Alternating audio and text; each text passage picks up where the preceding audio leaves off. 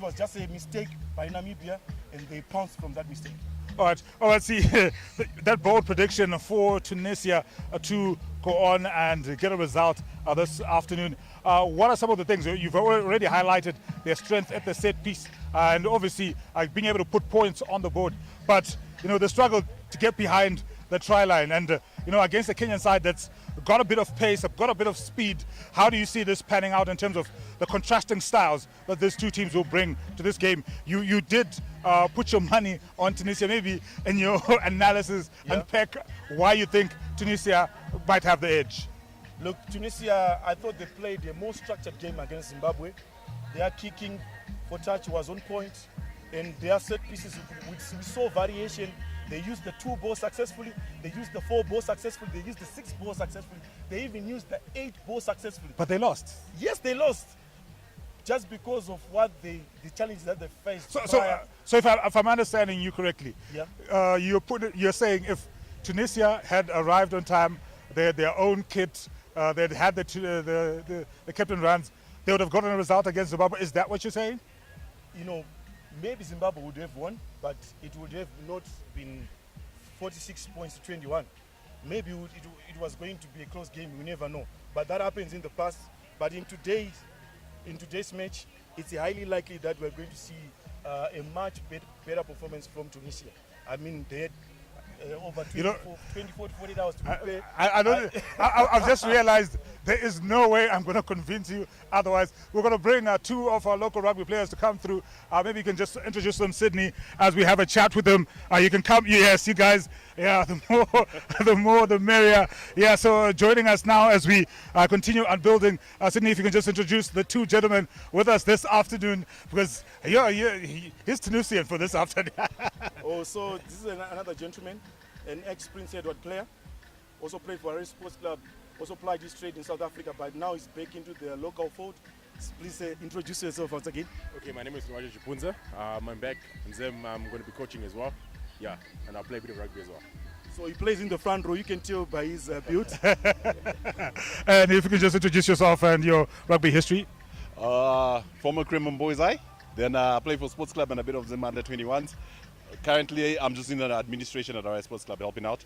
And we're looking forward to a crack of a game here, because I think I'll give my props to Tunisia. Tunisia came back against Zimbabwe, and after like what Sydney said, after having a bad flight and losing all the kids, I think now they're more settled, they're more stable, and I think they'll give us a good game tonight. But obviously, did you get a chance to watch Kenya taking on Namibia in that opener? I was saying to Sydney earlier on that Kenya looked to get out the blocks quickly, but seemed to fade away. What are some of the things that you think maybe Kenya could do to probably give us a more rounded performance in terms of going the whole 80 minutes?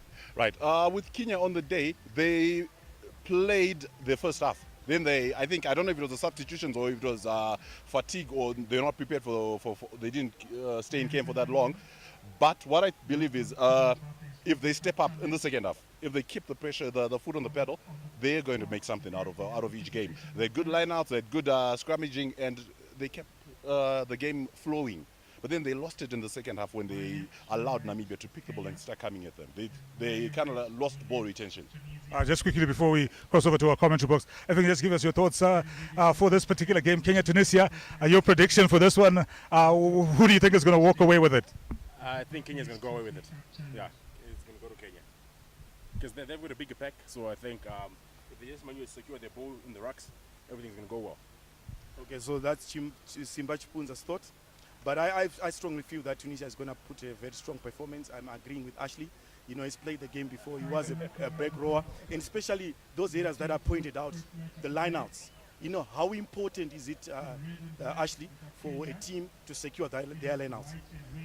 In the modern game, the lineout, especially in the 22, is 80% chance of a try. So if they continue with their momentum on the lineouts, and if they keep getting them in the 22s and they hold them all together, definitely that's going to put Tunisia up front. All right, so that's our pre-match build-up done. The first game is just close by. I think the teams are starting to walk onto the field. So we'll cross back to Ruimbo Chakoreka, who is in the commentary box. We can see the two teams, Kenya and Tunisia, walking onto the field as we speak. Most of my analysts here, they're saying it's a Tunisia win. I'm going to go against the grain and say Kenya to go all the way. We'll see you guys at the end of this 80. Oh, well, thank you very much to Sydney Samanu as well as Tapazwa Chongana for giving us the match day 2 preview. We're now getting ready for this fantastic encounter that will be between Kenya under 20 and Tunisia under 20 as we're getting ready for the national anthems. Shall we all rise as we observe the national anthems for each team?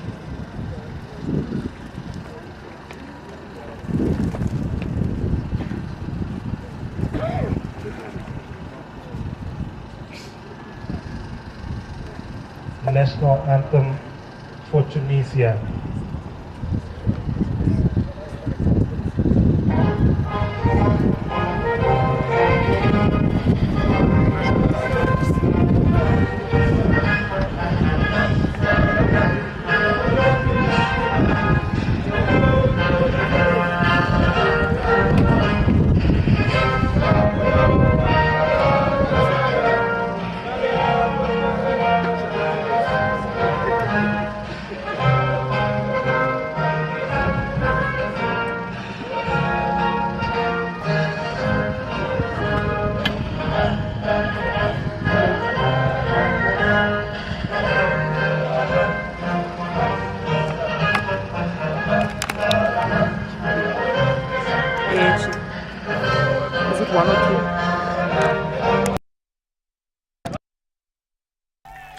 And so that is the national anthem of Tunisia done, and now we wait for the second national anthem, which is Tunisia. Kenya.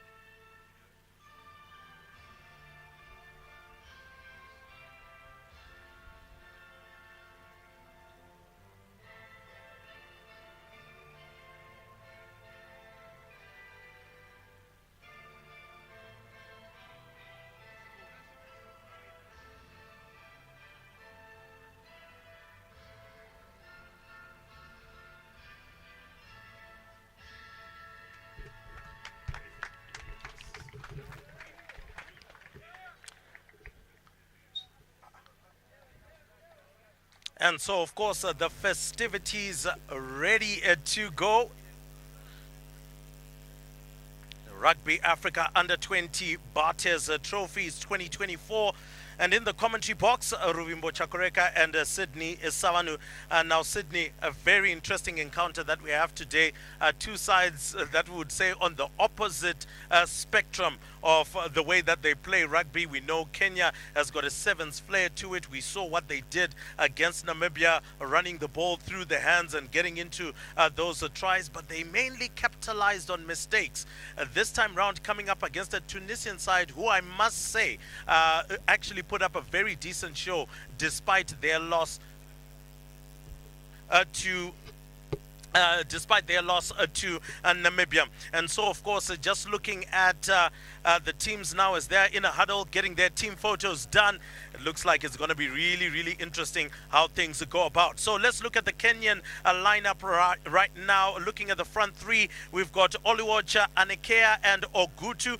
That is the front row. Then we've got our back rowers, Etale and Okumbi. And then looking at our flankers, Edmund Omondi, number 6 captain, also right there, one you have to watch. In terms of the captain for Tunisia, he's right there, the hooker, Ben Abdelatif. And then, of course, I would say their fullback, Ben Arous, did very well with the boot as he was getting those penalties in very early on for Tunisia. So it's going to be a very interesting encounter. Sydney, looking at it, where do you think it's going to swing to? Well, it is quite, we should anticipate an exciting encounter between these two teams. Like what you've mentioned before, two teams that play directly opposite type of rugby. The Tunisians more technical, more tactical. They always opt to play for territory, try to shut that team in their half. So it's going to be pretty interesting to see how Kenya is going to play out of their half. Hopefully they can turn that their defense into attack. They've done it before, even against Namibia, who play sort of a similar rugby style to the Tunisians. Oh yes, very much so. But this time round, coming in fly half from Tunisia, who's going to start play for us. But it looks like the referees just having a small chit-chat before we do kick off. We do have just around about 3 minutes before we kick off here. But Sydney, also very important to look at how Tunisia executed their set pieces. I think we were having rave reviews amongst rugby analysts and pundits looking at the 2 ball, the 6 ball, the 4 ball, the 6 ball, the 8 ball. When it came to their lineouts, the driving mauls were a serious challenge for the Zimbabweans. The Kenyans as well weren't too great in terms of defending the driving mauls of Namibia, but Namibia unable to finish. So the big question today will be, can Tunisia finish and actually upstage the Kenyans? Well, we'll see how this encounter pans out. But at the end of the day, it all boils down to the players and to the players who are on the field of play and who wants it more. At the end of the day, remember, these players are playing for their national team pride is on the line, and I'm sure that at the back of the Tunisian mind, they want to get that W, so they are going to be spot on in those lineouts. They're going to pile more pressure, especially in the lineouts, set pieces as well as the scrum. All right, so Mohamed Misaoui making sure that he's trying to get. So Precious Pezani, the lady in the middle, she's one of our local top referees. Oh yes, Precious Pezani has done quite a lot of work, and Misaoui will get things rolling. And well, that one is a deep kick deep into the in-goal area, and Kenya immediately having to clear their lines and send it just inside their own 22. So you would feel Tunisia here have done a fantastic job because they've got an attacking line out here. Yes, certainly, but the Kenyans, they were not able to deal with that high ball, especially from the kickoff, and already just 30 seconds on the clock, they're under pressure. That's not what you want in this type of game. Oh yes, Ben Abdelatif, that is the captain. Galeb Ben Abdelatif will give us the line out. Well collected by their number 8, Ahmed Hussein Ben Abdallah. And immediately into that driving maul. I think pretty much looking like it's read out of a script. And Tunisia making some really good headway, ripping the ball through the back very nicely and making sure that there is continuity. But finally that maul does collapse, and it's a penalty for sacking that particular maul. It seems like as if it's a strategy that other teams are trying to use, but if the referee catches you out like Precious Pezani has done, what can you do? So Tunisian just opting to go for that line out once again, and this time is close to the try line. You feel like they are going to score any moment from now. Oh yes, Ben Abdallah was one of the jumpers. That's an 8th man. It seems like there's a myth that only the back rowers or the locks are the ones that jump, but for Tunisia even the 8th man is jumping. Well, that one is taken once again, and Kenya looks like they've sacked it once again. I think that is the only option that they have. That's 2 penalties now. That could become a bit of a challenge. You would expect maybe Tunisia to maybe try and go for a scrum, and it looks like they've gone for a tap and go. Not necessarily the best decision, I would feel, if your driving more is working, Sydney. Yes, certainly, but this time around it looks like it. Precious Pajani is just having a look and just having a chat with the players.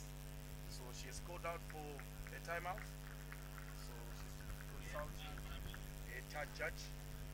But it looks like from the body language of the Tunisians, it looks like they've scored. So Precious Pajani, a well-decorated referee from Zimbabwe, she's also had an opportunity to referee or officiate the under 26 nations that was hosted a couple of years ago. But it looks like Well, it's try time. So try time for the Tunisians, and that particular ploy and piece of play that we expected from the set piece has paid off. So well done to Tunisia. Try time within 3 minutes, and Kenya might just have to rethink their strategy here, or maybe try to see what they can do to deal with those driving mauls, Sydney. so. It was not just a driving more. It's not a driving more issue.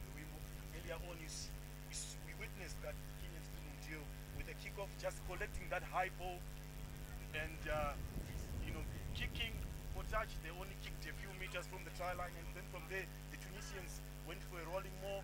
They collapsed it, and once again, the Tunisians went for another rolling more, and they were just 2 meters closer to the try line. They just opted to do a normal, just tap and go over to the try line. Oh, yes. And there we go.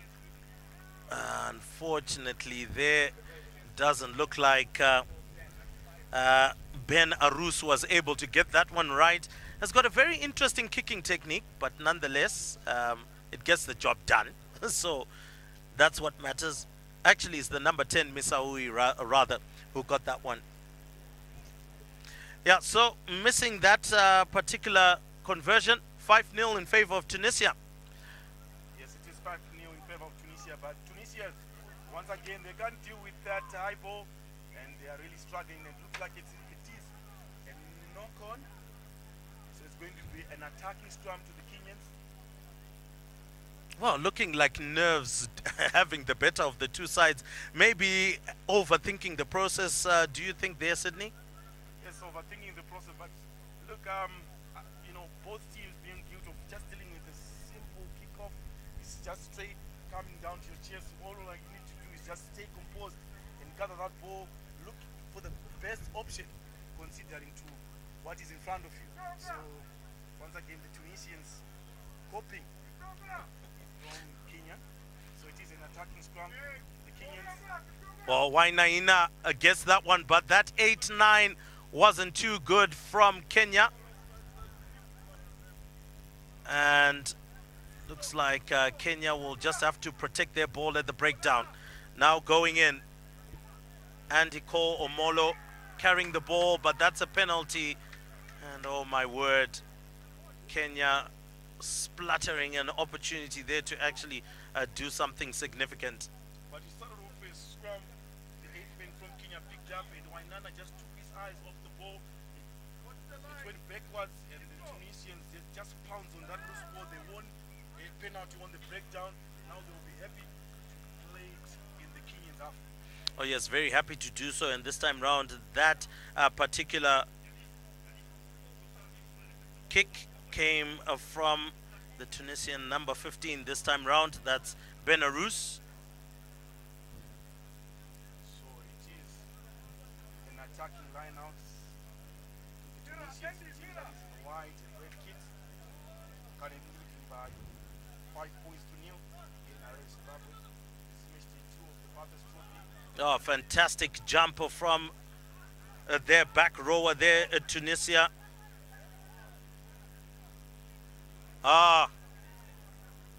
Misaoui doing a good job, but Rejeb did rise quite hard. So Tunisians still in possession of the ball, looking forward to attack that open side.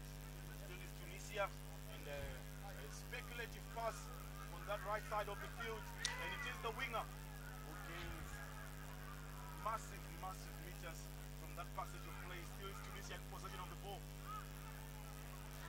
Ben Abdelatif now moving forward. Gets the ball out. Oh, that's a lovely pop pass right over the top. But great run by Wasim Ifaui. Another big tackle. So Kenya here really under some significant pressure. Continuity. Abdelatif. The pass doesn't go to hand. And a knock on just at the last minute. But it's a penalty as Kenya was offside. And coming from the assistance of that is Gandiwa, Talent Gandiwa, the assistant referee to Precious Bazani. They know each other very well from the local league as well as international assignments as well. And with that penalty, immediately Misaui is going to go for this kick. Very smart when you're playing test rugby. Yes, this is how you should approach test rugby games. If the points are available, take them. So those, it looks like those are easy 3 points to take, Wimo. Oh yes, Misaui will be hoping that his boot won't desert him, considering that he wasn't able to bury the conversion from the try. So if he gets these 3, which it looks like he will, oh my word, he misses that one, just didn't get it to curve back in to the post. So he has missed the 2 conversions there. And unfortunately, when we talk about statistics, we would say he's got a 0% conversion rate. Yes, but it's a little bit too harsh at the moment. But it is the truth, Wimo, because he has squandered 5 points for his team already. I thought that was a pretty straightforward kick, but his kicking technique, you know, all he needed to do was just to make sure that ball swirls between the poles. And so our time has come to a stop as we're seeing the captain Edmund Omondi maybe just changing his boots. When was the last time we saw that kind of luxury in rugby, changing of boots? I mean, you usually see that in football, you know, Cristiano Ronaldo, Lionel Messi changing boots. But it looks like Edmund Omondi taking a leaf out of their page. Let's hope that the change of boots will change their fortune in this encounter, because as of now they're trailing by 5 points. Oh yes, trailing by 5 points. Let's see if they will get onto the score sheet somehow, some way. They do have a bit of work to do to just make things work out for them, because at the present moment it's not quite flowing. That's a very big kick deep into their own territory. Tunisians here allowing the ball to go over the dead ball line, and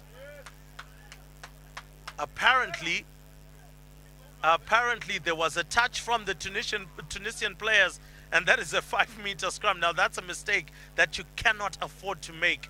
Right now, this just brings Kenya back into the game all of a sudden. Look, you have to be sure, especially when you're dealing with these grabber kicks. Just be sure. My coach used to say, put your booting first, especially when you're not under pressure, so that you can slow down the ball. But the fullback from Tunisia just getting his eyes off the ball, and that ball bounced out for a dead ball. Unfortunately, he had a touch on it, so it resulted in a Kenyan scrum down right on the 5-meter. So I hope that won't cost the Tunisians those 5 points. And so a big one, a big scrum, looking to push all the way over the line. Pick and go, trying to dive over. It looks like he's gotten it down. Yes, he has. That is, of course, the man who has done the business for them. The 8th man from Kenya, Ido Ukuta, has leveled matters for Kenya. So really didn't have to worry too much. 7 minutes from the time that they conceded that try against Tunisia, they've pulled themselves back into this match. But we must also mention, even back in Kenya, when they played the last Barthes Trophy match, it was Kenya who came out as the victors. But this time round, Tunisia really has to do a little bit better in terms of their defensive ploy, because surely they should have been able to grab onto that ball and clear their lines. Maybe we could blame it on the lapse of concentration. You know, the temperatures today, it's supposed to be winter, but high. So just maybe they're sort of adapting to the Zimbabwean weather conditions, but that conversion is successful from the fullback. That is James Olela.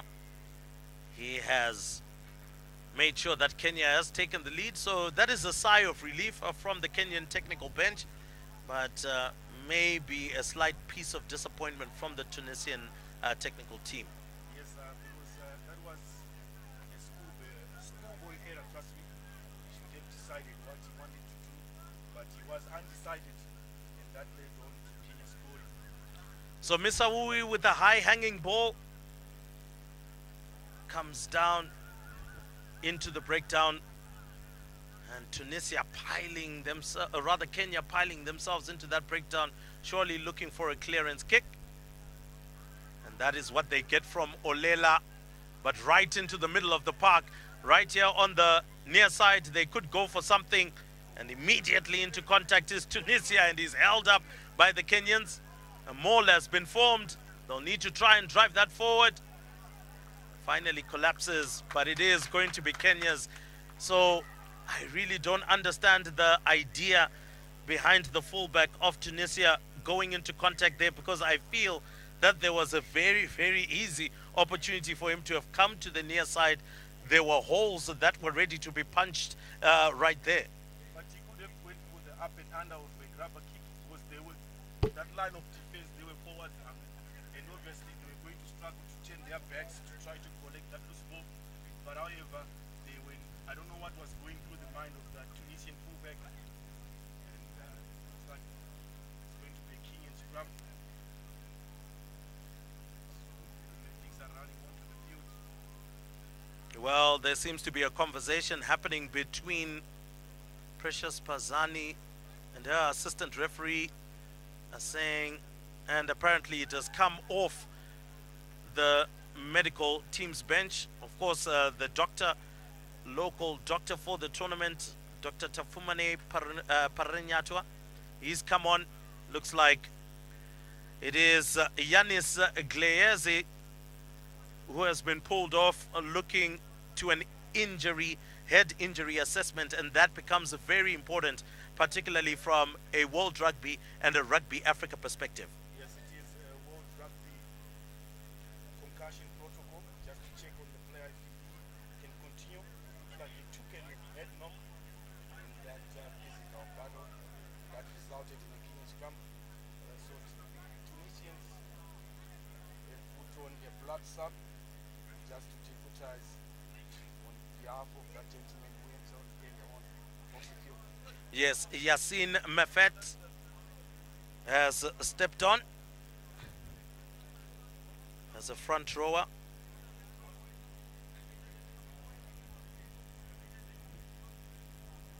And they have changed sides from tight head to loose head.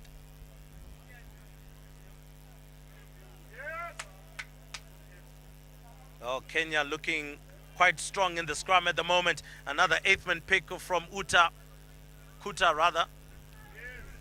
Well, that's a good, oh, well, it doesn't look like a good kick. It goes straight into touch, and that brings it all the way back for Kenya. So not necessarily a good kick there. So Tunisia should look to take advantage. Another set piece, another opportunity, create a driving more, put Kenya on the back foot. Unfortunately for the kick, I couldn't find his touch. He should have went for the traditional punt kick. If the winger switches, but unfortunately he had other ideas and that resulted in a Tunisian line out. So that they decided to go for the short ball. Now the scrum up, it looks like it's been held up. The Tunisians are still fighting to get their player down.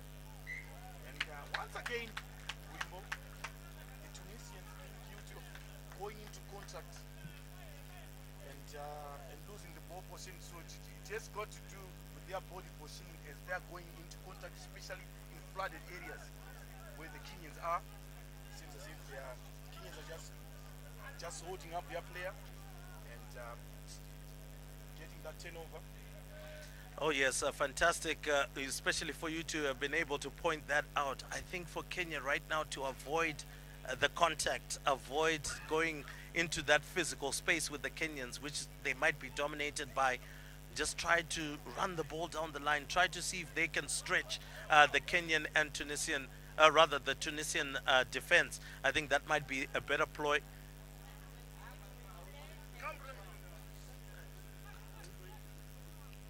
So the Kenyans won that scrum convincingly, and it is Wainana looking for that box kick. And it is a good box kick. Benarus doesn't pick that one up cleanly, but finally does find touch from there. This one goes straight into touch, and for them, they'll be quite lucky that it went past the halfway mark because it was quite close to being within their own half. That would have pushed things all the way back. But anyway, we are going to see a line out from Kenya. So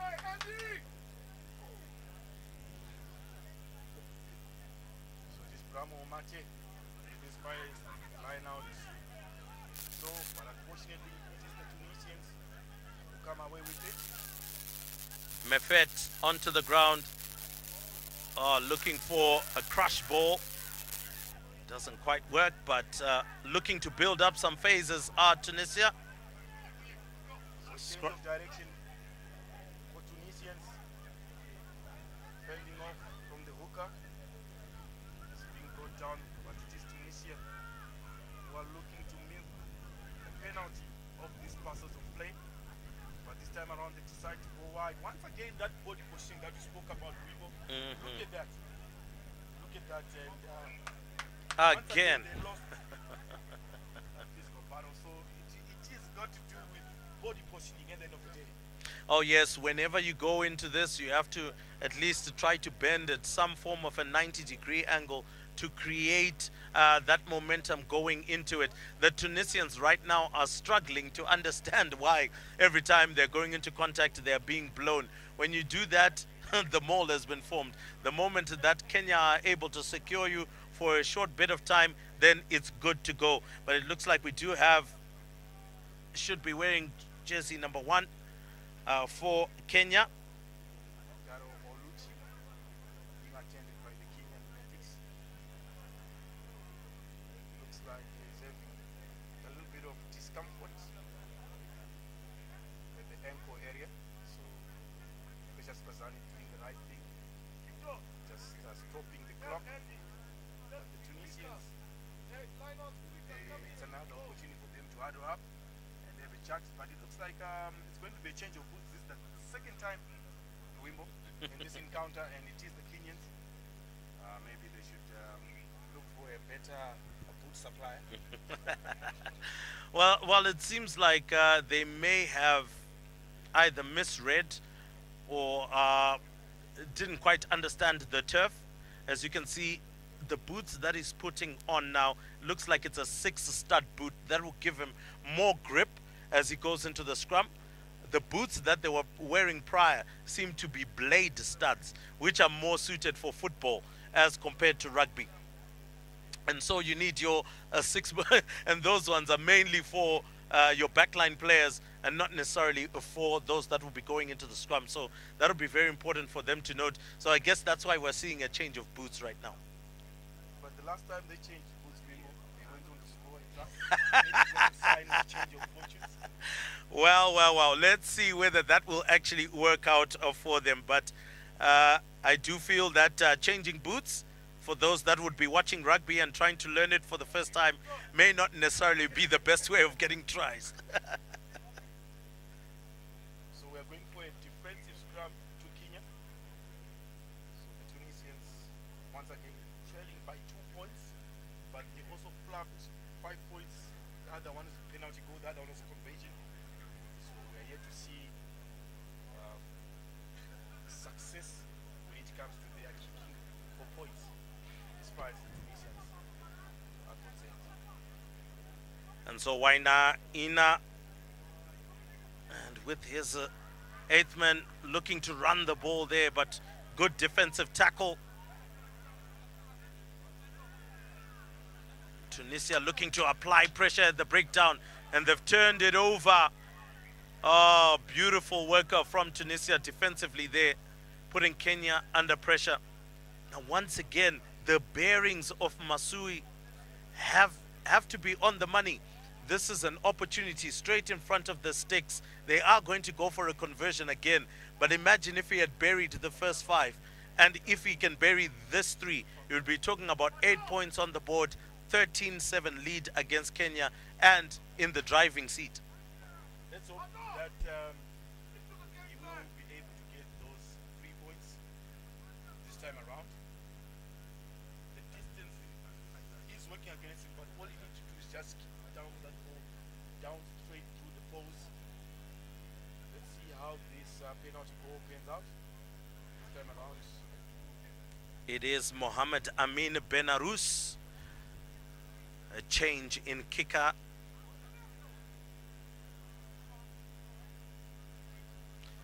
It's looking strong, but it looking very, very wide. Didn't account for the wind as well. Maybe needed to have started it outside the right pole to try and allow it to curl back in. But this is going to be the first water break of this match.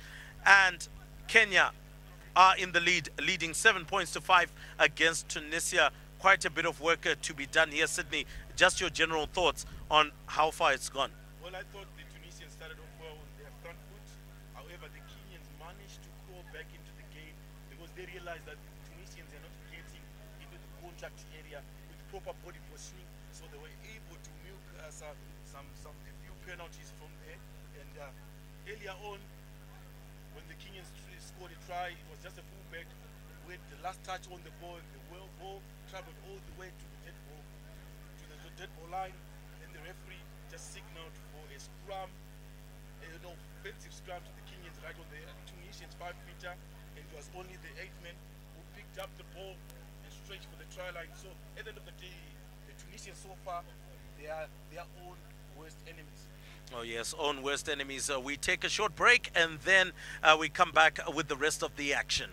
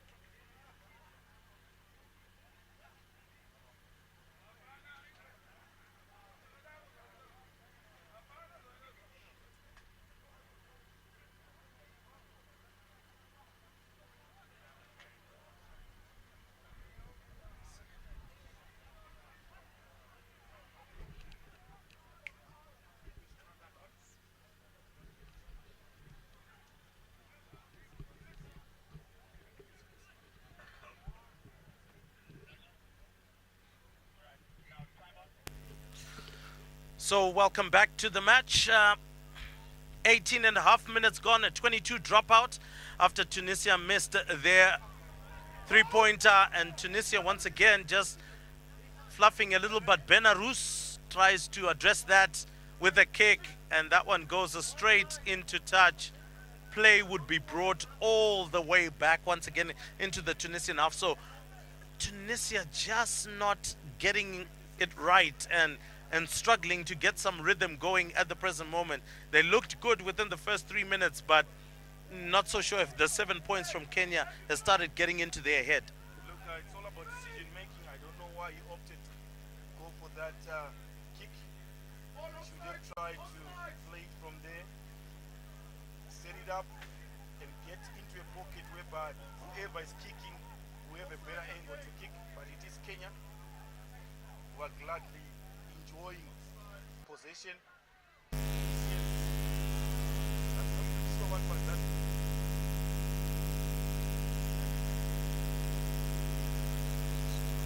Player opted to go back cross kick. Oh yes, it actually did hit Precious Pazani there, so obviously she has to restart play, and the best way to restart play is through a scrum.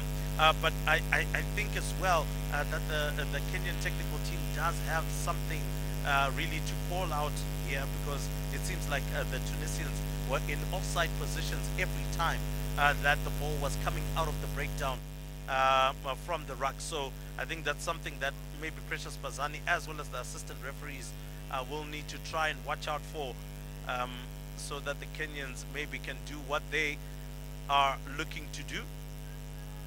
Again, Kuta looking for an 8-man pick by Naina. Oh, lovely. Finds the gap and decided to offload the ball at the breakdown, but support had arrived there, Sydney.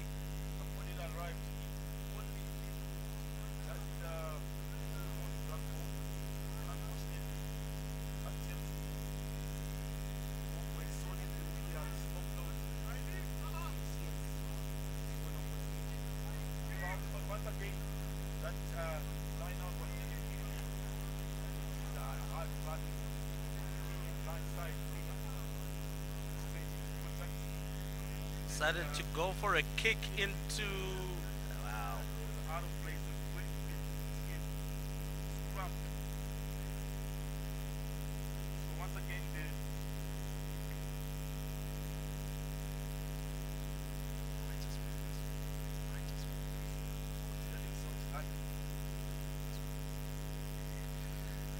wow. Well.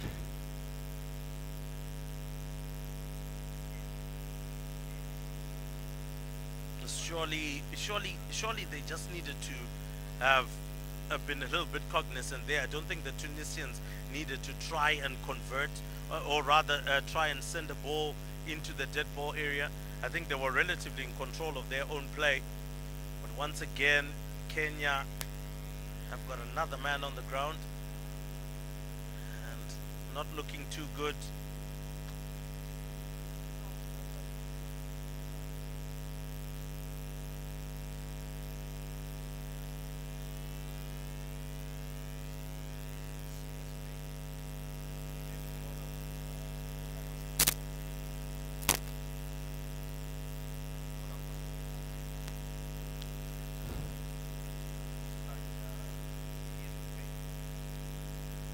Very much in pain, and once again that tackle coming in and making things very, very difficult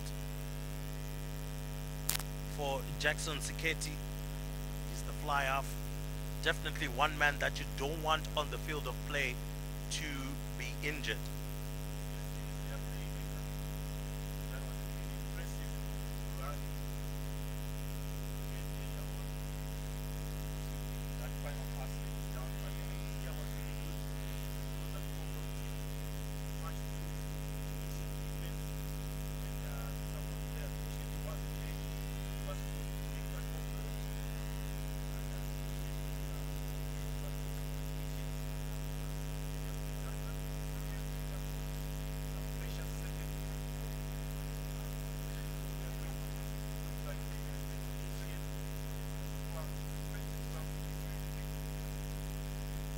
Well, we do have a crowd that is slowly building up here, both school kids as well as general fans. Saw some Congo drums that were there. Sure, it's going to be a festive atmosphere when Zimbabwe plays. They'll be playing Namibia in what is touted most probably the game of the day for match day 2. But enjoying their drinks, enjoying the sunshine are the fans from Zimbabwe, and it looks like Siketi is coming off.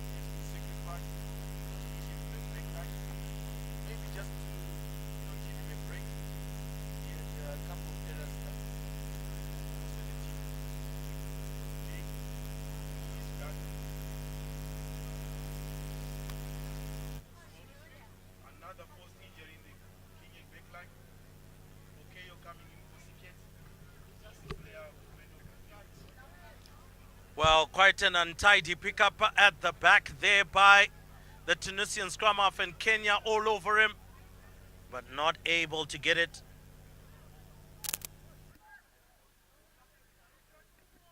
So a defensive kick from the Tunisian. And once again, Tunisia, this is the third time in this half where they failed to clear off their lines, and that ball went directly out of play, straight out of play.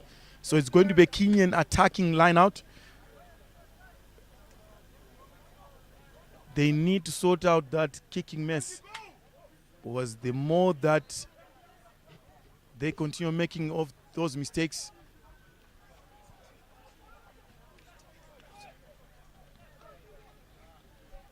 And so now looking to pick it up is the Tunisian scrum half. Goes for a box kick, high hanging one.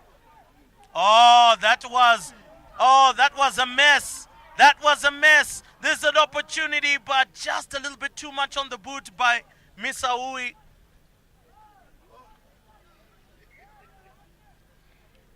so it is going to be a Kenyan scrum, a defensive scrum, right on their 22, where they. And Wainana, it seems as if he spotted something. But that was really poor from the fullback from Kenya, James Olela. What was he trying to do? That's not the technique. Looking at that replay, almost put his team in an absolute mess. Misaoui, unfortunately, just putting a little bit too much on the ball, and that one went And behind. it looks like he had a touch on it, but however, the referee says it's going to be. They're still consulting with this judge, and it looks like she has called for a timeout. Precious Pazani just consulting with their judge talent. So it looks like the.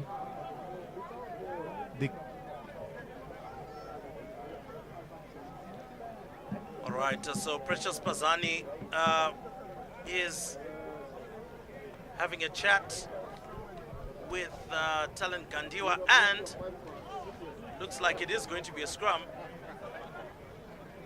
and it will be in Kenya's favor, and the Tunisians are wondering what went wrong, but look, there was a challenge right there. Well, I thought a Kenyan player, the fullback, at the last touch. What looks like it, because his technique, it looks like a goalkeeper's technique, especially when you're playing soccer. But that's not a rugby technique. But however, it is the Kenyans who come away with it. Kuta. Oh, what a big bustling run right now. Looking to cut back inside. He finds so many meters. He's close to the 5 meter. Wainaina picks up the ball, looking for the pass. He needs to offload it, and oh my word, he made an absolute hash of that Wainaina. That surely was a clear try-scoring opportunity, but Kenya still do have possession of the ball. Wainaina picks it up. Another bustling run from Kenya to the captain. Omondi tries to go for the goose step. Can he make it over? Oh my word.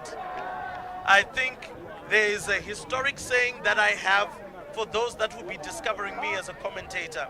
The goose step never works, and it has been proven time and time again. Well, Sydney. it does work. He was trying to beat the defenders, but the defenders were actually reading what he was going to do. So at the end of the day, that wasn't successful, but it does work, Rimbo.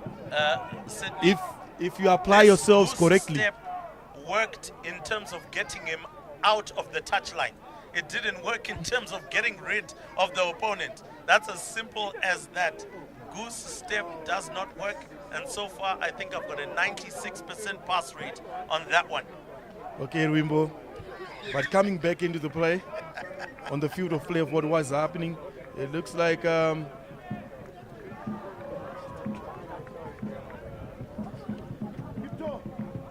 the Zimbabwean fans slowly making their way into the rugby stadium, the Red Lions Rugby Stadium to be specific, the den of the Red Lions, also known as the Harare Sports Club Rugby Stadium,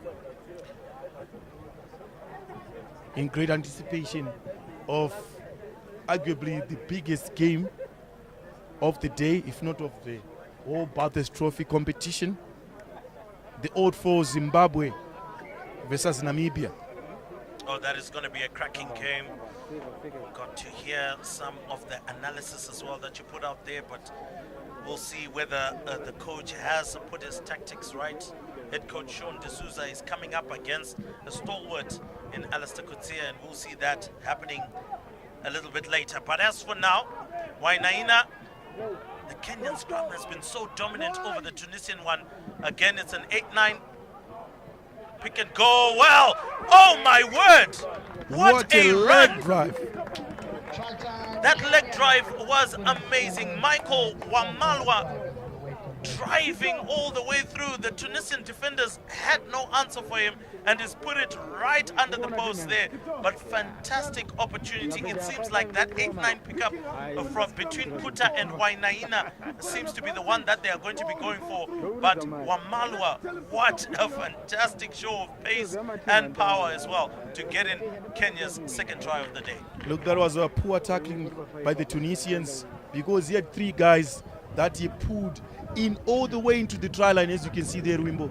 People not getting into the right body positioning when it comes to tackling, but the Tunisians, that's what they've been doing so far. When it failing to tackle, failing to get into those body positioning, especially even with the ball in possession. So the Tunisians, they need to correct those little mistakes at the end of the day.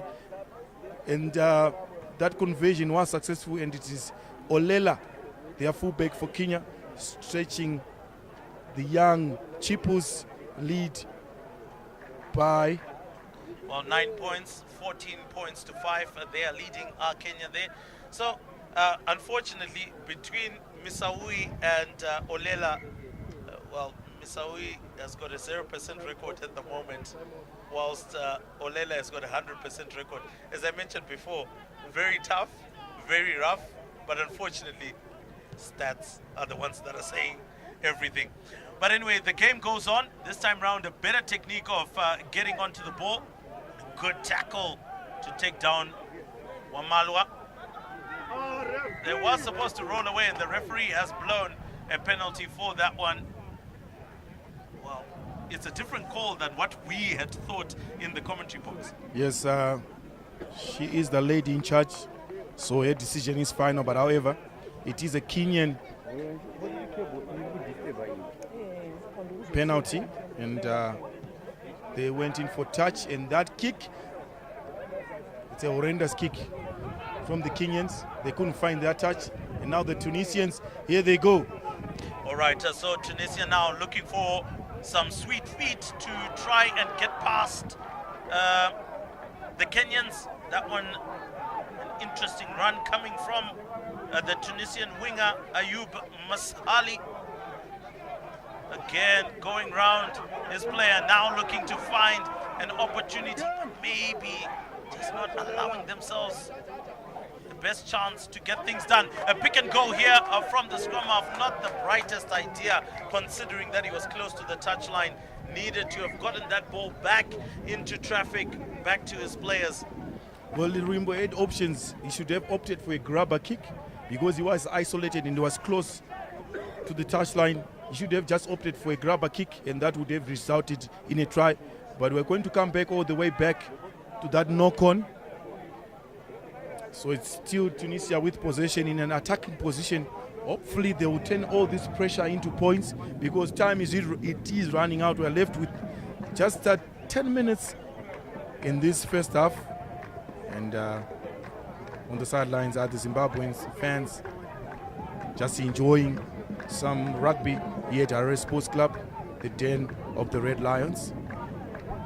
So the scrum half here comes back into it. Mohamed Aziz Jalasi. He looked to feed this one. Kenyan scrum has been dominant. And for this time round, they get the ball out finally. Now looking for those shadow runs, but immediately caught up by Wainaina. and finally pulled to ground. But Kenya has to roll away. But Tunisia now wondering what is going on. They had been pulled into a mole. The question that I do have though, Sydney, I'm a little bit skeptical about the amount of time that maybe Precious Pazani is giving for the formation of that mole. Because it seems like every time they just go into the mole, even if it's pulled down after 2 or 3 seconds, it seems like it's just going to Kenya. You can obviously help us out on this one. Well, I thought to me the Kenyans were supposed to roll away because that was a tackle situation. But however, Precious Pazani has got other ideas. She has got other ideas. But look, she's the lady who has been all over the world, officiating this beautiful game of rugby. So at the end of the day, her decision is final. Oh yes, and we can see some consultation by Mohammed Tala Flatly.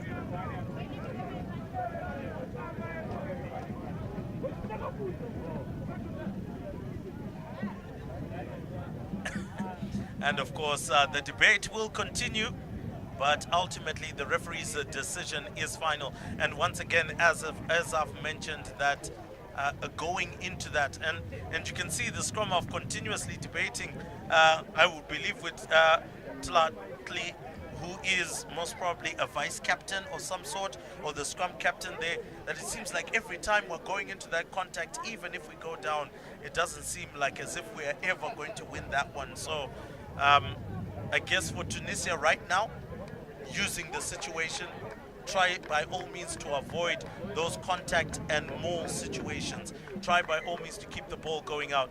It looks like Edmund Omondi is injured. The captain from Kenya now has to come out, and that should be a major point of concern for Kenya, because Kenya have had a number of injuries, 2 injuries there coming on their fly off, as well as their captain, who is the blindside flanker. So the Kenyans just putting their bodies on the line, looking forward to get their second win in this Barthes Trophy encounter. So for those that may be wondering, 30.5 minutes. 30.5 minutes gone, and there we go, going into that point of contact, and there we go. Kenya was really all over it, but I think Precious Pazani did say that the ball was maybe available in between the feet of the Kenyans. But it came out off the Kenyan side. Unfortunately, she couldn't see it, but we are going to come back for a Kenyan scrum, defensive scrum to be specific.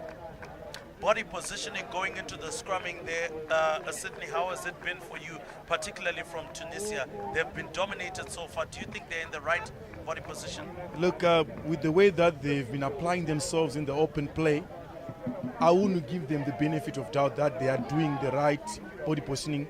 So are we going to have a scrum reset? No. So Wainana doing his scrum of chores, and here comes the gentleman who has scored a try earlier on and is still going. He releases his outside center. The ball is still available. Numbers on the outside. It's still his Kenya. One defender to beat. There's the edge closer to the try line. Still is Wainana with a quick ball as he finds his back rower, that number 5, wearing that jersey, number 5 jersey. Still is Kenya. Oh, finally goes to ground.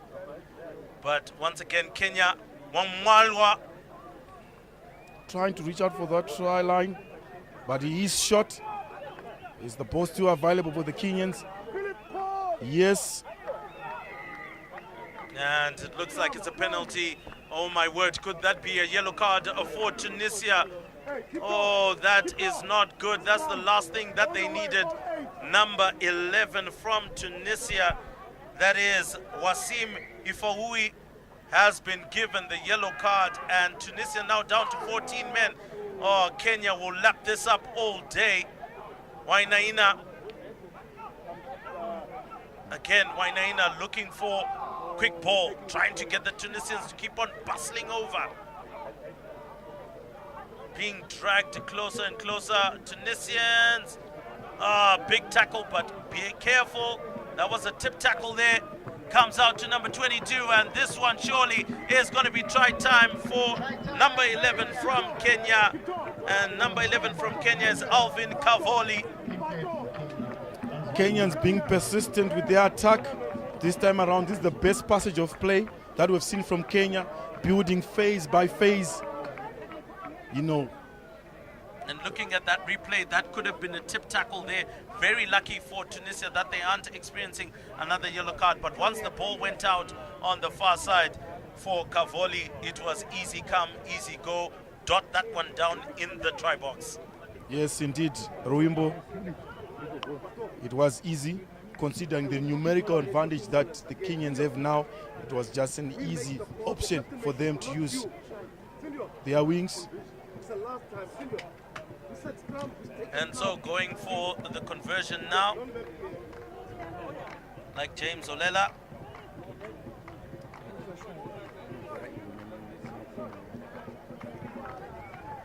Got the distance, unfortunately not the direction. So misses out on that, and Kenya will definitely settle for a 19-5 point lead right now. And look, it's relatively early days. If Tunisia maybe can somehow, some way dig in for that performance that they put in the last 15 minutes of the first half and the first 15 minutes of the second half against Zimbabwe, you would feel that they can edge it closer to Kenya. But at the moment, their scrums are not working, Sydney. At the moment, Tunisia are trying to go into contact that they cannot win. What should they do? Look, at the end of the day, rugby is a contact sport, Rimbo, but there is a way. If you're playing against bigger guys, there is a way that you could at least try to win your possession. But coming back into the game, and here comes the hard runner, the inside center for Kenya, who has been causing problems for the Tunisian defense. As we see Wainana doing his scrum of chores on the breakdown. And this time around, Wainana going into the pocket. Kenyans looking for that clearance kick. And it is not a convincing kick. And once again, the Tunisians, the back rower, he was not in any way under pressure. Just failing to collect that high ball. Maybe there might have been concentration on the Kenyans that were coming more than concentration on getting the ball into the pouch. And so he is very distraught with himself, and so he should be, especially at this level of rugby, Mohamed Salah Rajab. And I'm sure he will obviously call on the medic for some water to close out that embarrassment of knocking on the ball.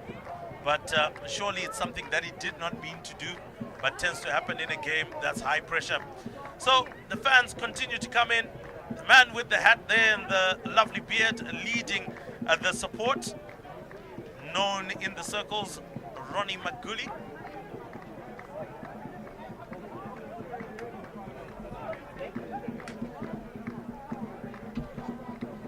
So it looks like the Tunisian back row is being attended. It looks like it's just a knock. Yeah, just a knock. The time has obviously stopped attending to that injury for Tunisia, and do remember that the time that you do see on the screen is not necessarily the time that is on the referee's watch, as we do know that there are stoppages in time, and sometimes we might be behind some of those. But as it currently stands, it's around about 4 to about 5 minutes that are left within this first half. Tunisia need the break. They need to go to the halftime break, try to maybe reconfigure their mind and their thoughts and see how best they can go about business. But as it currently stands, Kenya are bossing it at the moment, 19 points to 5. And this action coming to you live and direct on ZTN Prime. So you can click on this link, share this link, whether on YouTube or on Facebook, and you can catch up with the 2024 Rugby Africa Under-20 Barthes Trophy. So again, an 8-9 pickup. Oh, that is a high tackle. Very lucky to survive that one. And that is a kick looking for 50-22, but didn't quite execute it, so they will be brought back. But that was a good idea. The awareness to actually get that done is commendable. Unfortunately, not coming off in the way that he would like for it to have come. I would like to play devil's advocate there, Wimbo. At this stage of the game, this is not what you want. What you want is just to look for that simple kick, get at least 10-15 meters from that defensive kick. You set up your defensive line out. Because as it stands now, the Tunisians are in your half. But that all resulted in an attempt to find that 50-22, which is not easy. Even the seniors, they struggle with to execute this sort of skill. What they should have done, if it was up to me, just to kick for at least get those 10-15 meters, play rugby in their half. Because as of now, we are left with at least 3 minutes, 10-12 seconds on the clock to play. What you don't want is to concede a try. Oh yes, definitely. You don't want to concede a try. That becomes a challenge. And for Tunisia, an injury does look like their number 13, Hamza Selmi. And Hamza Selmi going through a head injury assessment. It does feel like he's good. And the doctors have to make sure that he is well. Thumbs up from him, thumbs up from the medical team. Just need to wait for a thumbs up from Precious Bazani for play to resume.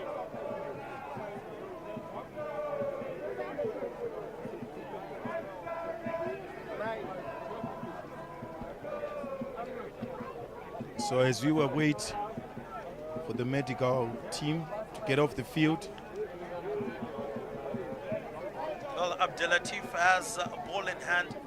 Generally, your thoughts are on him as a hooker, captain of Tunisia, getting the lineouts correctly for Tunisia.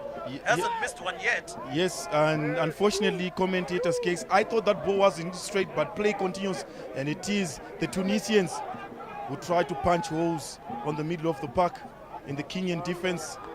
A little bit of a goose step, and Tunisians still in possession of the ball, but there is contestation on the breakdown. But the Tunisians still have the ball, attacking with urgency as the clock is running out for them.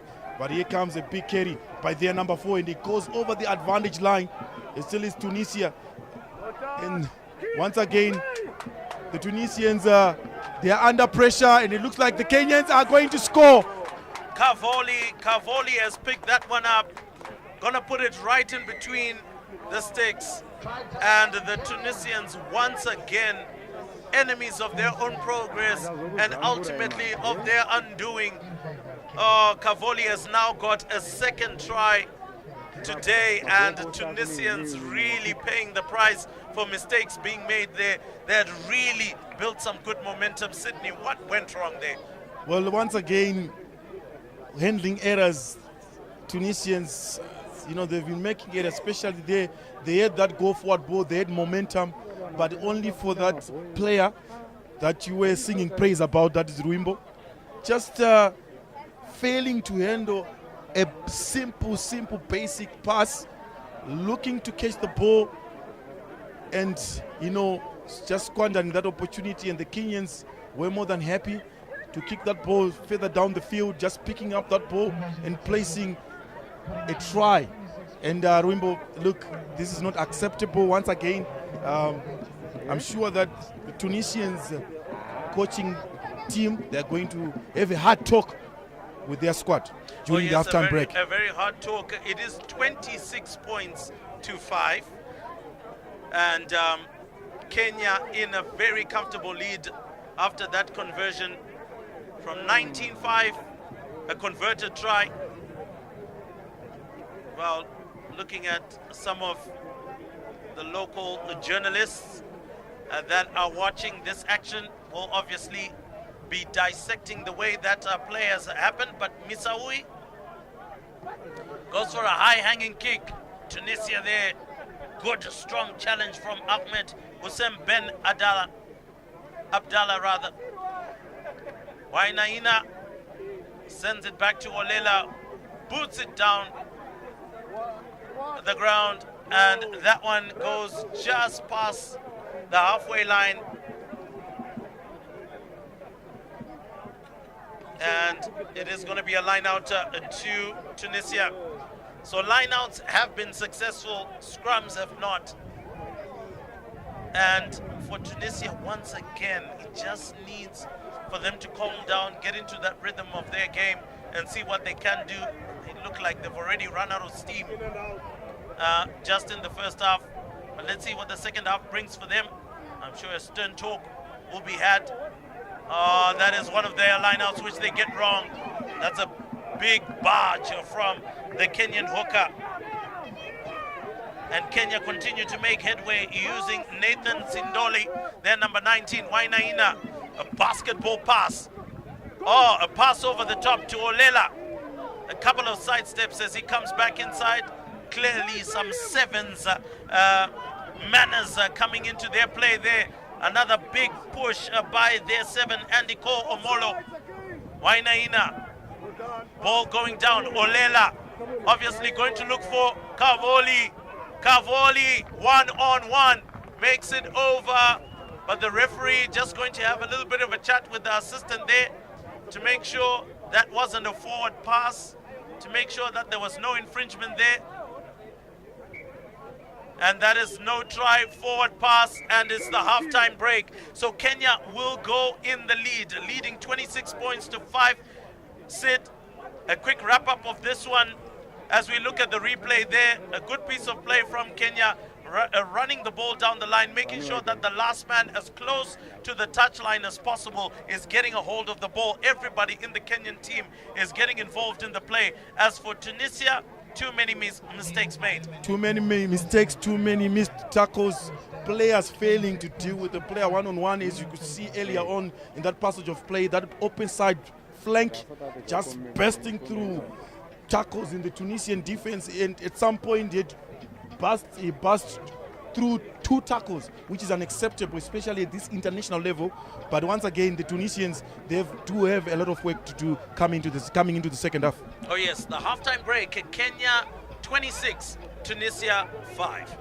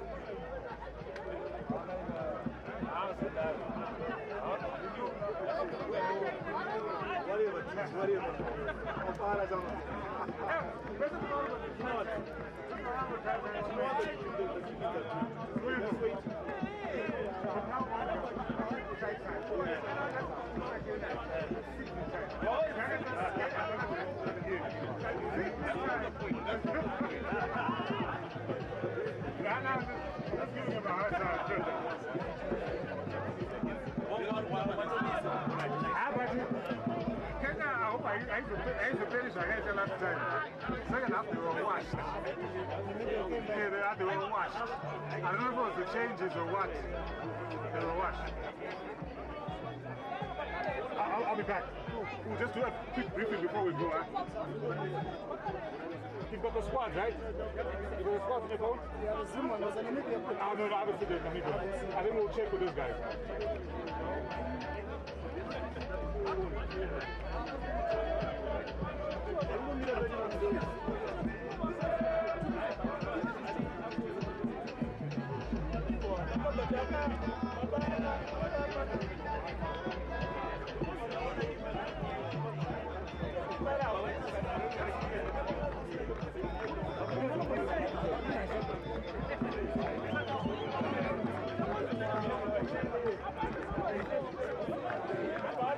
afternoon, ladies and gentlemen, boys and girls. Welcome to the Rugby Africa Under-20s Barthes Trophy here in the Sunshine City at the Machinery Exchange Real Estate. We'd like to take this moment to thank our various sponsors who have made this all possible.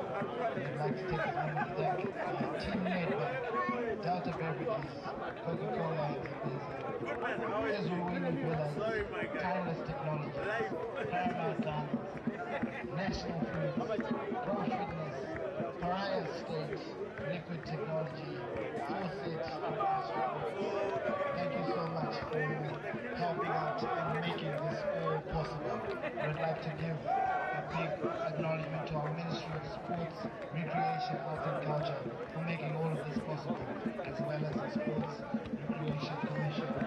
We'd like to acknowledge our presence today. We have got our chairman for the Under-20s, Mr. Natai Chatao. We've also got from the SRC, Mr. Sebastian Garikai. We'd like to thank them for their presence as well as their teams. We'd really like to thank the sponsorship. We'd also like to give a special mention to our crowd, our fans from all over. We've got the Castle Corner, we've got the students, and we've got all our fans, parents, friends of the national teams that are here today. We'd just like to thank you and acknowledge your presence, and we welcome you once again to the Machinery Exchange. As we had halftime, we've got Kenya up against Tunisia at the moment. Score stands at 26 points to 5 in favor of Kenya. We await the second half. Then we've got our very own, the junior Sabres taking on Namibia, as we are in attempt to defend the title. Your meal ticket. Go not fresh. No,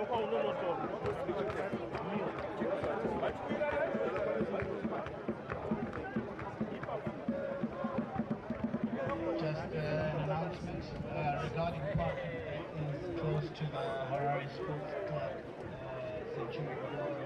We'd like for everyone to please vacate their premises before 8 p.m. tonight, as that side will be locked up. Thank you so much.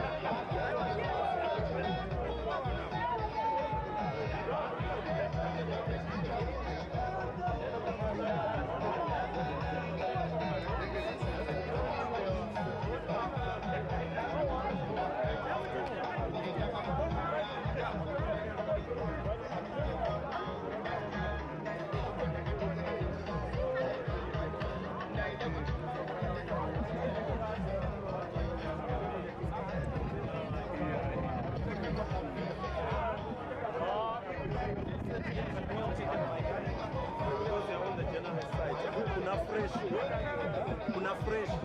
We are fresh. Yes,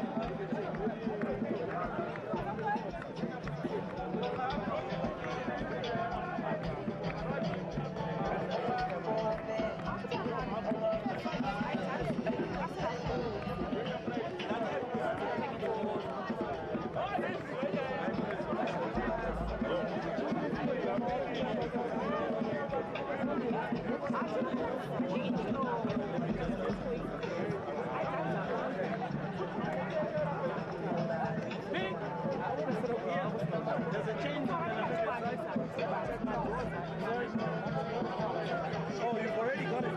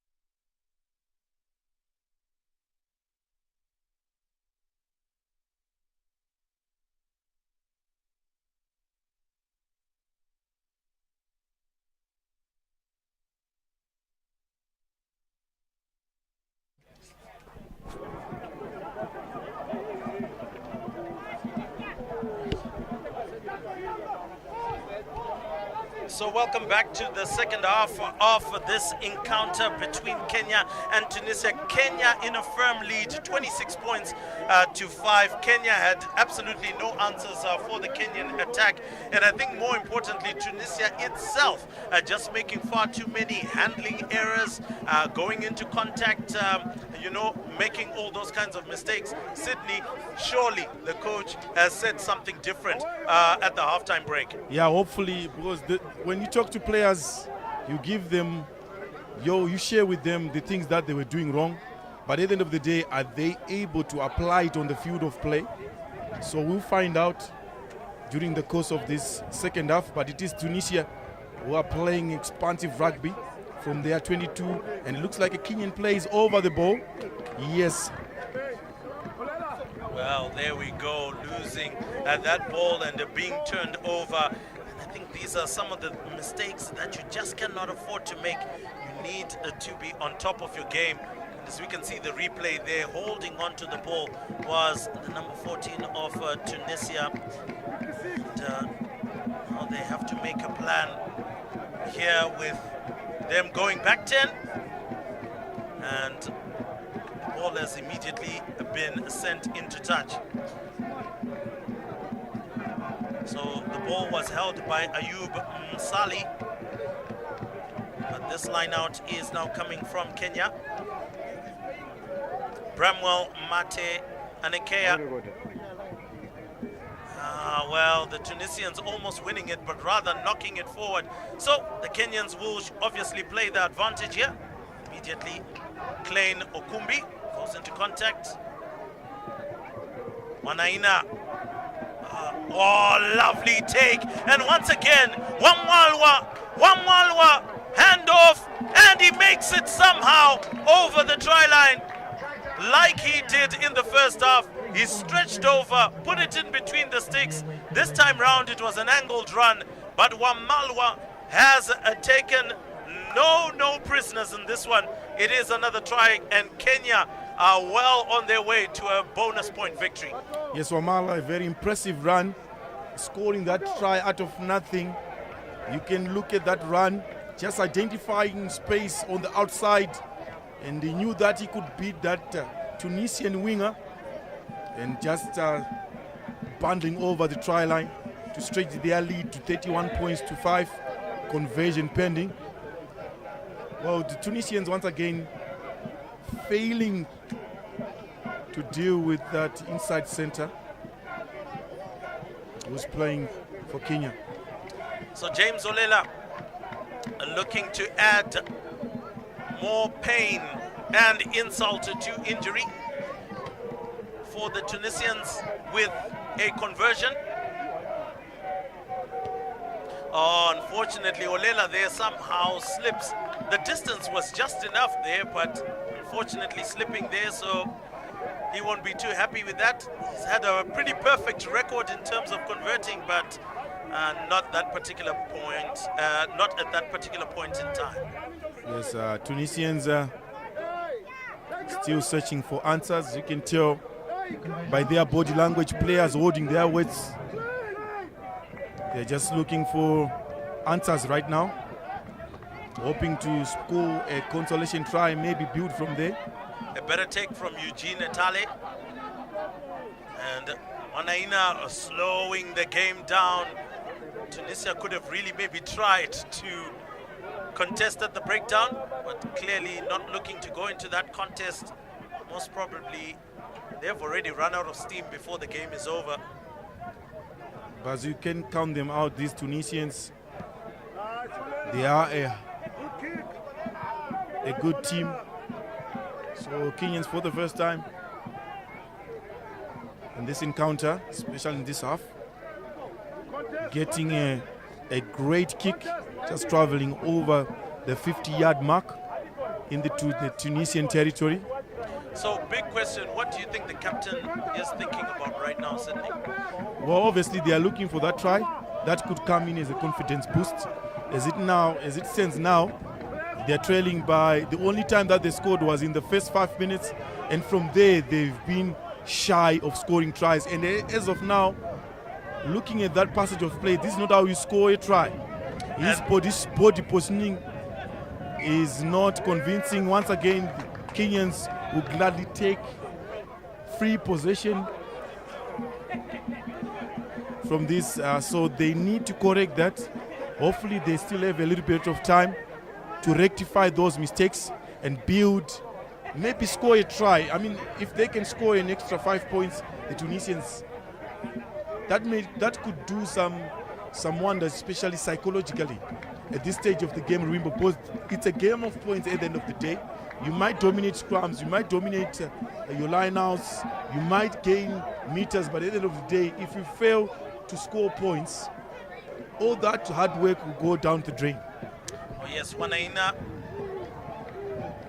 And it is a big scrum from the Kenyans. I don't know why they stopped pushing, but this time around deciding to use their back line. What are they going to do this time around? Tunisian so far on their back foot. Wanaina picks it up. Now it's Kenya moving forward. Wanaina really doesn't have to do much. You can see some of the Tunisians are not even sweating. This is a game that they really haven't sweated for.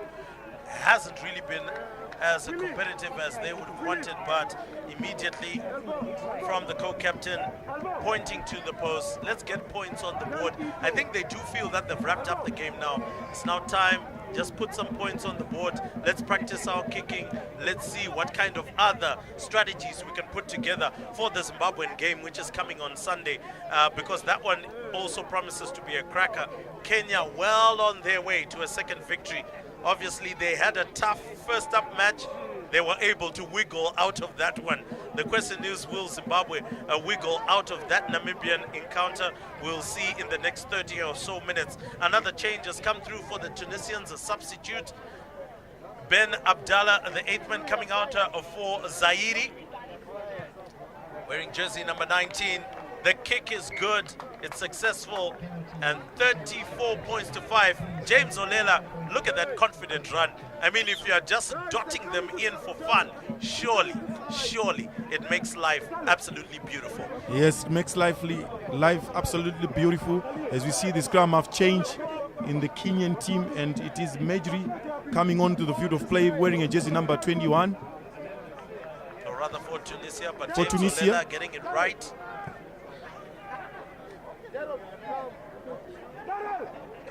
So the Tunisians we are waiting for their reaction, how they are going to respond to this Kenyan assault. And it is a high kick this time around. The Kenyans doing justice to that high ball. They were struggling with that ball earlier on, but this time around, it all boils down to confidence. You're leading by a comfortable 29 points. So picked up by Tunisia, comes out of one tackle, maybe once again going into contact, but very lucky that the Kenyans were not too eager to hold him up at that particular point. Now Tunisia trying to make some headway, but brought down again. The new scrum half, Mejri, giving it to Abdelatif. Now once again picked up by Kenya, held up. That is a maul. Can't do anything about that one. Finally going to ground. And it has been handed over to Kenya. So if there's something that I am 100% sure the Kenyan technical team are so frustrated about, is why the boys are continuously going into contact. I think the guys that are walking out with the cleanest shorts today are the wingers from Tunisia. They've barely seen the ball. They've barely been tackled. Surely their shorts are going to be clean. No need for laundry. Yeah, you are spot on there, Ruimbo. But let's talk about the hard work that is being put in by the open side flanker for Kenya, as well as that tall lock who's wearing number 5 jersey. They've been doing this all day long, Ruimbo. Just holding them up, harassing the Tunisians in that physical battles. So, they are just ready. They came in ready, and they're just doing that all day. We saw that in the first half, and they're continuing in that form come the second half. And Wanaina looking for a 50-22. He might just find it, and actually he does. Oh my word. That was fantastic execution, and the line out will be to the Kenyans. Really good piece of play there. But once again, Wanaina didn't really have to think too much about it, because the kick actually came without much pressure applied to him. So it really wasn't something that he was set to miss. He had enough time to pick his spot and do the business. But once again, line out coming out for Kenya.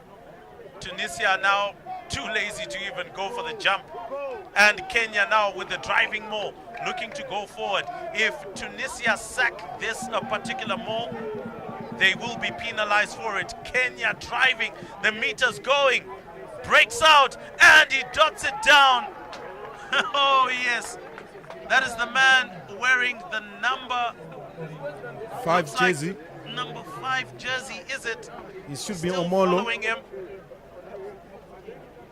So the referee's arm was out.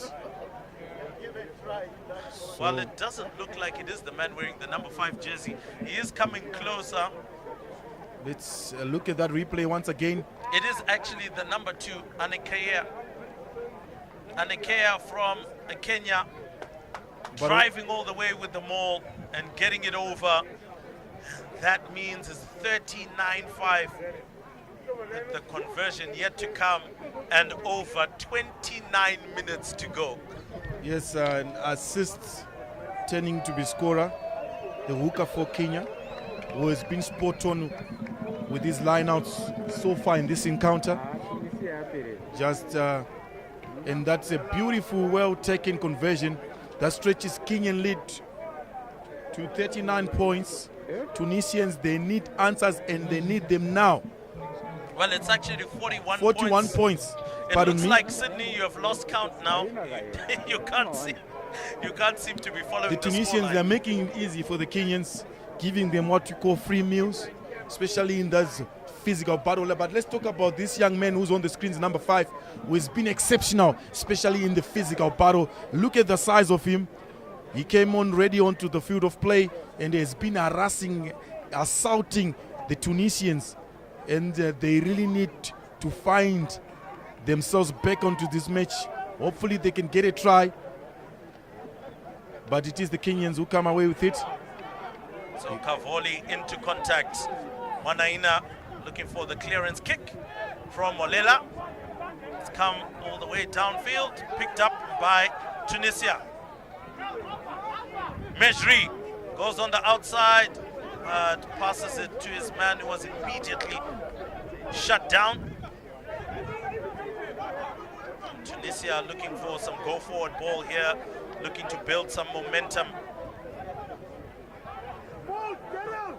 Again, into contact. That is Momen Torkani. Oh, that has been ripped away from him. And Kenya have turned over possession. Now, Sydney, looking at the way that things are going right now, where do you think Kenya will stop? At what particular point? They are not looking at stopping at any time soon, Ruimbo. Look at the body positioning. That big guy is a big guy. That front row prop for Tunisia, he went in upright, and it was just easy for the Kenyans to literally grab that, rip that ball away from him because of his poor body positioning. But this time around, we are going to go for a line out. Well, quite lucky because that ball went straight out from Molela, so it turned over possession to Tunisia. And they've now got an attacking line out. Maybe if they can get some points from here, it can give them some confidence to try and come back in the match. Look, there's a lot of time that's left. You're looking at close to 26 minutes to go in this encounter. It may look like it's dead and buried. Now Tunisia get that line out very well. That was an 8 ball and it went straight to the man. So really good for them. Wow. Oh, what happened there? That was a pick and go. Oh, he was looking for his man. He's still kicking it. Can he get his hand on it? He does.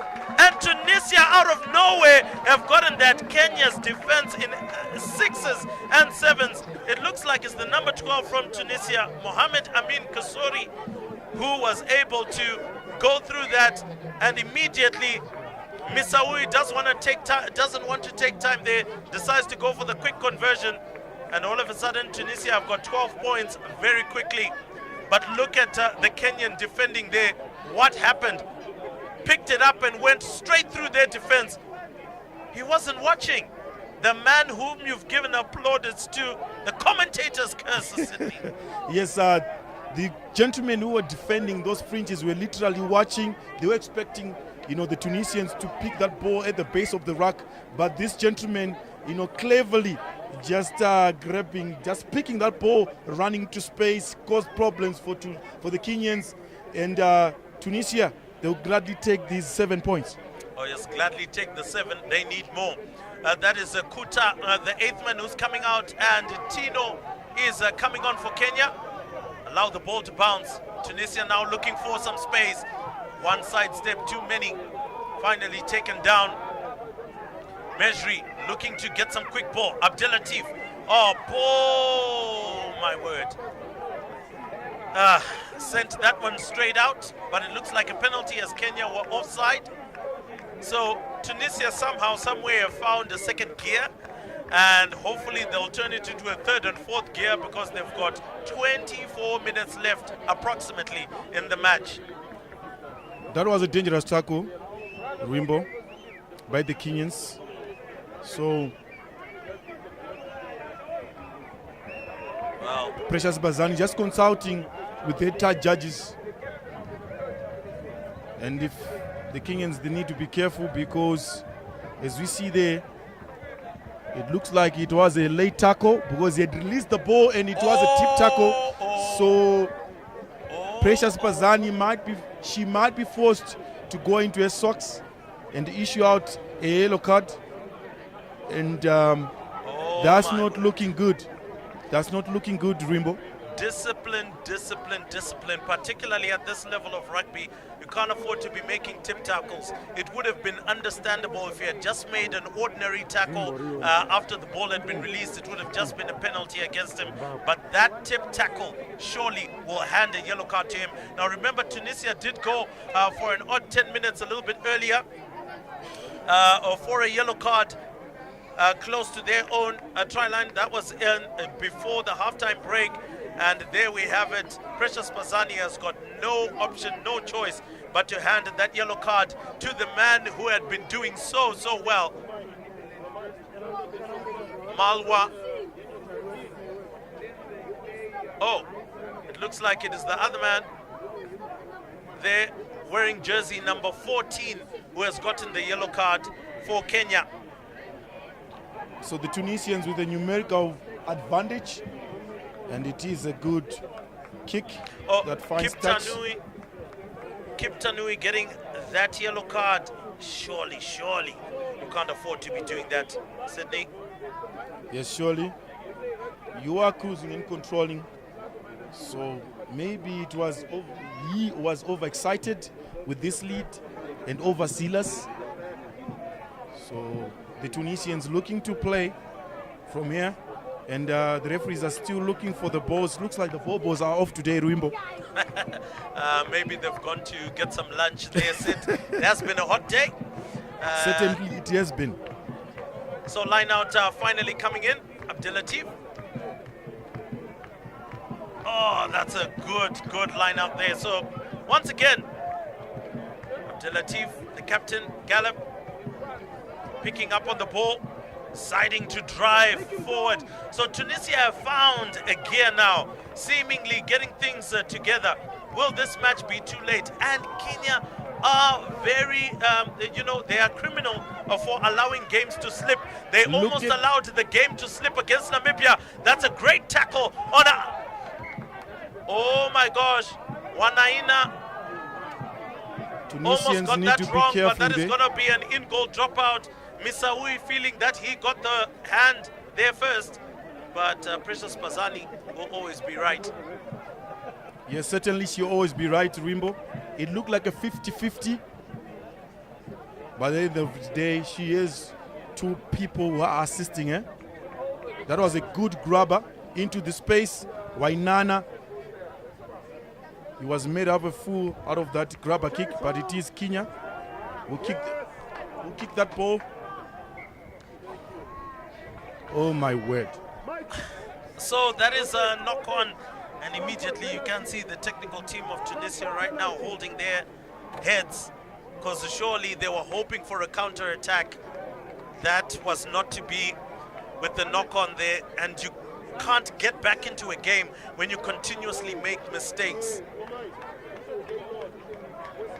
especially with all of the momentum that you've been gaining in the last couple of minutes. They needed to have been steady now, steadily getting themselves back in, get an odd 2 or 3 tries coming in there. As I mentioned before, a couple of substitutions as well happening there. Tight head and loose head off for Kenya, just trying to refresh that front row and try to keep a bit more momentum in it, Sydney. So hopefully that these gentlemen are going to pick it up from where their colleagues left it off. So it is Oluchi coming off and it's Nyandusi coming in. So here comes Wainana in search of his backline, and here comes the Kenyan backline. He fakes and goes and over, and he knocks on the ball. Oh, Cavoli. Many were rooting for you there, but didn't get that one coming right to him. You would feel that Olela maybe in straightening his run, then actually run away from Cavoli, and wasn't then able to get that pass over to him. But it was a good perfect idea. pass, Ruimbo. It was a perfect pass, but just that the winger, I don't know what happened. He just knocked on that ball. I don't know, maybe he was looking at his feet. He couldn't get his eyes off the ball. Maybe it was what we call a try-line fever that got the better of him. But that was an opportunity that went begging. Oh yes, and maybe we can put it to the fact that maybe he had seen himself on the front page of the top Kenyan newspaper and saw himself scoring that try, maybe putting in a big dive.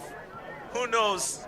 But hey, don't worry, Kavoli, nothing personal, just business. You've played well, young man, so far.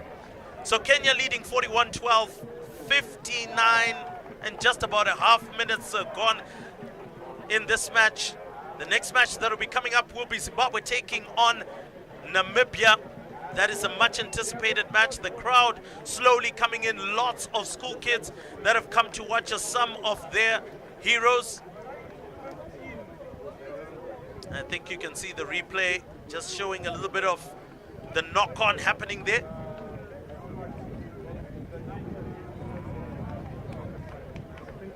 So still do have a delay in play. Abdelatif is being substituted of Tunisia, and also at the same time looking at a jersey number 16 for Tunisia. But that was a beautiful pass. I mean, under normal circumstances, he could have caught that ball, but I don't know what was going through his mind. Maybe he was afraid of the Tunisians that were coming inside his ribs. You know how painful that side tackle is, Ruimbo. Maybe he just thought of that, and then he said, no, not this time around. I'm just going to let it go. See, consider the fact that you are leading by 41 points to 12. May I just say, it looks like you went through a couple of those, Sydney, for you to have remembered that from your heydays of rugby, but clearly that is it. Yassine Mefet, unfortunately, going off the field of play on a stretcher as well. Looks like Captain Abdelatif coming back to lead his charges. It hasn't been a great day out for him, and I'm sure him and the technical team will be wondering why they've conceded more than 40 points in 2 games. And a lot of it has been to individual errors that have allowed the teams to take advantage. So Kenya taking full advantage of the situation at the moment, leading 41-12. So approximately 59 minutes on the clock. Mejri now sending the ball in. Big drive from Kenya. Could it be a turnover? It is. Wanaina. Oh, it's a penalty advantage. Nothing can be done around that. A good pickup from Kenya. Kenya's number 17 who came on. That is Gaylord Ngasi. Again, Kenya very close, deep in the 22 of Tunisia. Ball coming out wide. Lovely pass. Mwalwa wasn't able to get it away to Olela. Wanaina looking for some runners. Finds them, chopped down by the Tunisian defense. Oh, yes. A penalty against Tunisia, not rolling away.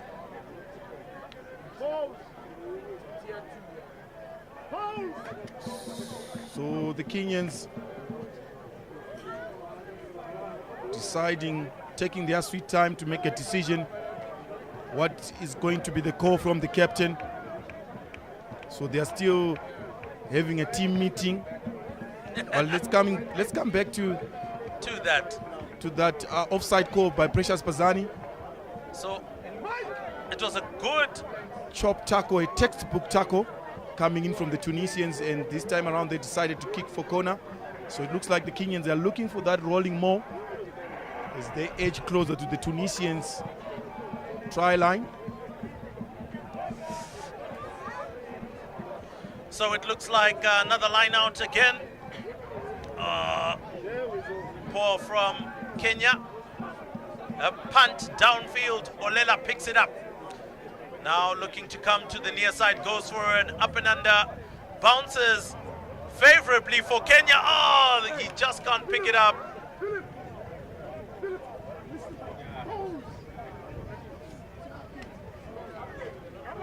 So we are back to where we were earlier on. Looks like Tunisia currently enjoys playing in their own territory at the moment with some of the mistakes that they're making. They need to polish up on that if things are going to get better for them. But Mejri has got a ball in hand, going for that as a result of a knock-on from Kenya. So Mejri ready to feed. But I think the Tunisians really have not done themselves any favors today. Yes, indeed, Rimbo. They were their own worst enemies. So time is running out for the Tunisians. They need to find those answers as soon as yesterday. So Ngasi and Nyandusi were the replacement Lucid and tight heads. How have they done for you so far, Sydney, for the Kenyans? Well, in their first scrum, they managed to turn over that Tunisian scrum on that same position that they are now. Obviously, they are looking forward to. So maybe Nyandusi, Ngasi, and Mate Anekea a little bit too eager at the moment and driving before they're supposed to drive. It could turn into a free kick if they do continue, but they need to just relax. They need to relax, certainly. But let's talk about the crowd, Rimbo. Zimbabwe playing their old rivals, the Namibians. You know the rivalry between the two teams that stretches from under 14s. You know, both teams, they do send in select side to play in South Africa at the academy. Again, Kenya. Well, the free kick actually goes on their side. Quite interesting how that happened. So looking at the supporters there from Churchill High School and Queen Elizabeth just by the bottom right-hand corner. Churchill High School, one of the top rugby playing schools in the country, whilst Queen Elizabeth. Churchill, where Tendai Mtawarira did his high school. Back in the days, we all know Tendai Mtawarira Beast. Would he opted to play for the Springboks? He's a rugby 2019 winner with the Springboks. He had a few training sessions with the current under-20 squad. So that is a big shove by the Kenyans. And an 8-man break, a missed tackle. It should be, yes it is indeed. It's try time. Kenya. Willie Tino, the replacement 8-man, doing the business. I mean, hey, once that 8-man break was on, Kenyans defense in 6s and 7s, and they compound the misery on the Tunisian team. 46-12, a conversion yet to come. Olela has been backing them pretty much all day long. As you look at the replay there, once the drive came in, Tunisia's scrum, the flankers were not watching, picked up, fly off, couldn't take him down. And once an 8-man comes bustling, there was one thing you have to do: get out the way.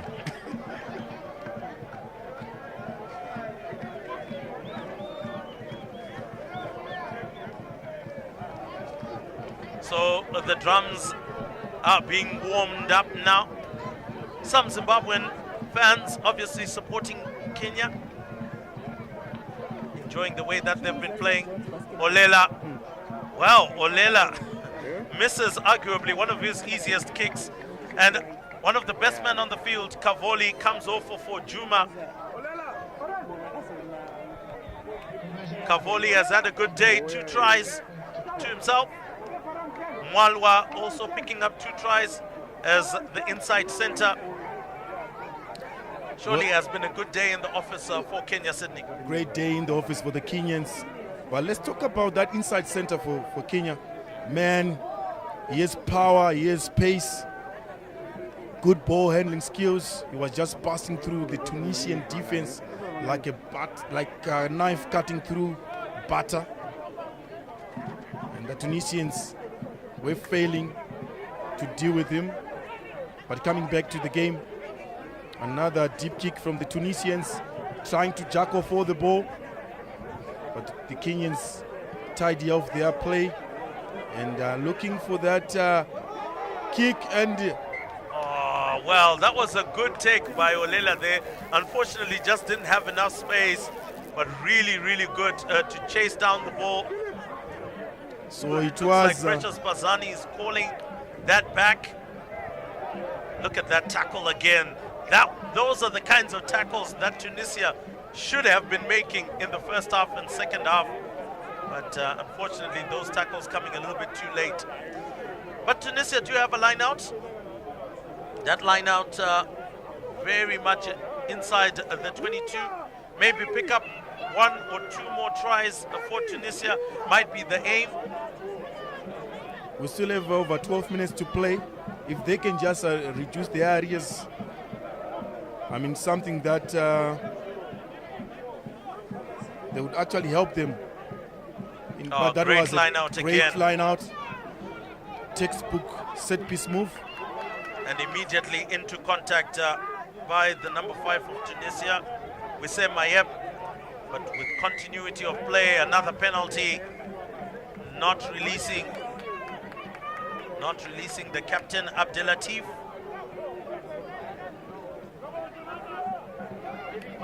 Well, not so sure that was ever going to work out that way. But Tunisia still with the ball. Mejri to the captain. Wow. Oh, looking for quick hands. Just running out of space as well. So good hands, quick hands, at least some more awareness there from Tunisia. Now, Locke goes into contact, taken down. Tunisia have an opportunity, but the rush defense from Kenya there. Gassi with the tackle. Oh, losing the ball in contact, but it's gone backwards. Again, Tunisia trying to find a way through. Kenya really missing tackles, and Tunisia are now way behind the gain line. From inside the 22, now close to the 10 meter at the halfway line. The goose step that never works once again. They still Oh, that's a having gap. ball in hand. Can he offload? Pressure passes on. Back Oh, inside. lovely passage of play. Tunisia finally get their try from Moment Felahi, coming off the bench and scoring that try, allowed the advantage to continue. And well, the goose step somewhat worked, but once again coming off Felahi. Once that pop pass came back inside to him, Kenya were nowhere to be found in defense. So another try for Tunisia, bringing them up to 17 points. But here we go again. Tunisia scored 21 points in the first game against Zimbabwe, but losing 46-21.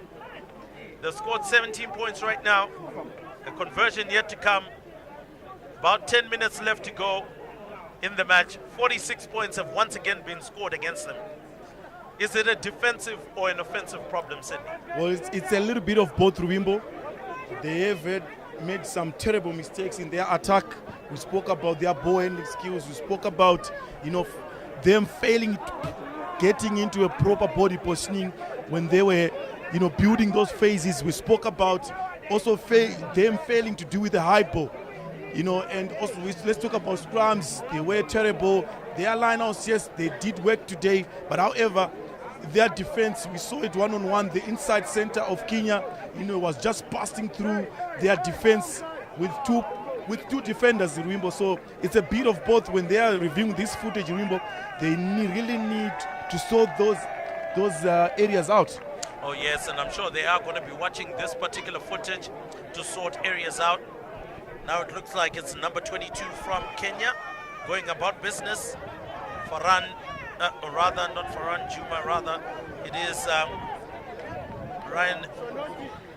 It's Farhan Juma rather. Now Kasatni coming off for Lerat. So Tunisians, an attempt to go for a cross kick, and that is a beautiful kick. Well, beautiful kick. Unfortunately, his winger couldn't get his arms or hands to it. So it will be a line out in favor of Kenya, who are now just running down the clock to make sure that they've sealed this victory. They didn't get a bonus point win against Namibia. That was a very, very close game.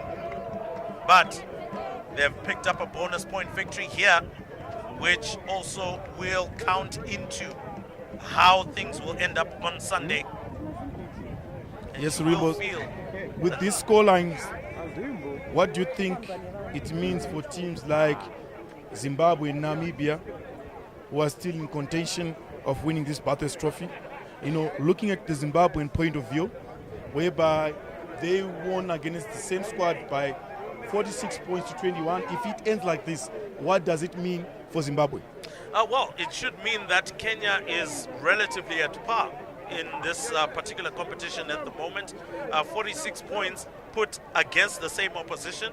It means you are able to spot relatively the same weaknesses, and that will mean that Zimbabwe has to make sure they do their homework around Kenya.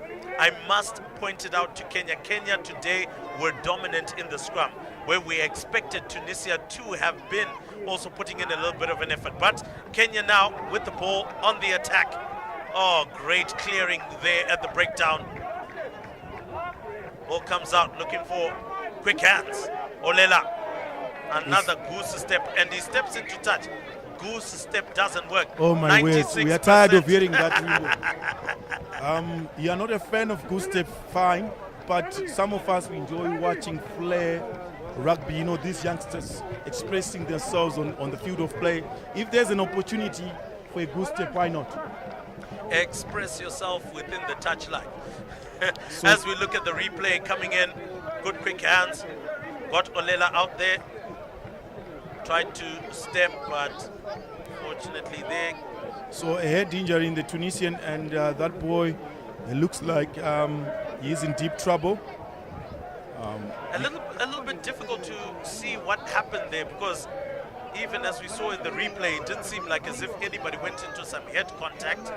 But we'll try and see if we can get that again to see where the injury actually came from.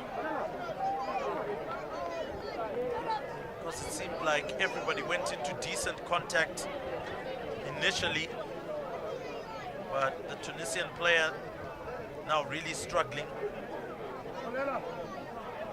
So it is quite serious. That brought in half of the medical team here at RS Sports Club. So here comes the replay. So here, so ball comes out. Everybody seems to be on their feet. Oh, there we go. So as he was going in for the tackle, went in wrongly positioned, and ultimately it seems like he may have suffered a concussion or maybe a collarbone. Yeah. So, but we are glad that there is a little bit of moving. He is moving, which is a good thing. So, James Olela comes out. Muiruri comes in, wearing number 21. I think Olela has done his shift today, has been fantastic with the boot, hasn't he? Yes, he has been, Wimbo. So it was just unfortunate for the replacement scrum half, and they've brought in oxygen tanks. It should be a serious injury, Wimbo. Oh yes, definitely. Just want to make sure that everything is being taken care of. He might be struggling with breathing. Sometimes that can come as a result of panic due to the injury. I do suspect that there might be a dislocation of the collarbone because of the way that he went in. there could be a breaking of the collarbone. And so sometimes when those injuries do come, players do have panic attacks and struggle to breathe, so oxygen tanks become necessary for that. But again, for Precious Pazani, she won't mind. I think running across the park surely would have made her tired. A good rest for the referee would be helpful. But just looking at some of the Tunisian tries, there we go, some good strength, some good tenacity to try and get to that ball. And it looks like another Tunisian player has gone down. Could just be an issue of fatigue as well. Just a little bit tired, in as much as you do have around about 4 days in between matches. It can really be taxing on the body. These are heavy hits, big hits, Sydney. Yes, these young boys putting their bodies on the line for their national teams. But sometimes it could go against you. So as we are having a look at the highlights. So just looking once again as Kenya was able to bundle over from that breakdown.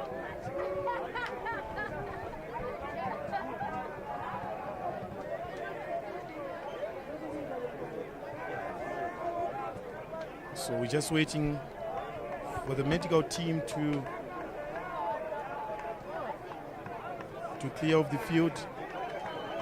So the medical team continues to attend to the young man from Tunisia wearing jersey number 12.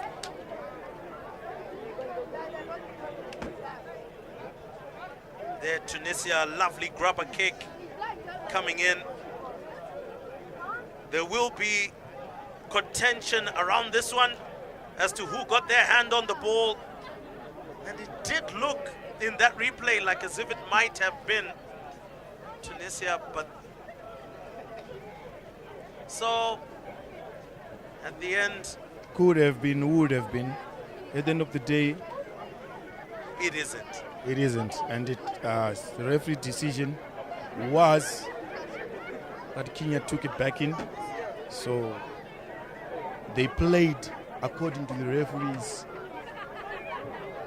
instruction. So looking at the crowd as it continues to thicken here at Harare Sports Club. And good to see that the Tunisian player has been taken care of, doesn't need any oxygen, but he is obviously going to be attended to off the field of play. 2 Tunisian players are going down. That doesn't look too good for the technical team of Tunisia, but for Kenya, they continue to push on.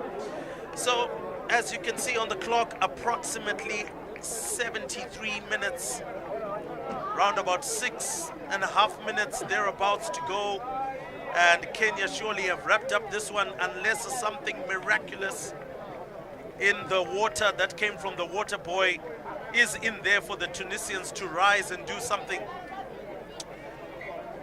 But it is a penalty, offside for Tunisia, and Kenya will go for post. So I think this is more for the final game against Zimbabwe. Kenya going for post, trying to ensure that all their kickers get a kick out there, get a feel of the atmosphere.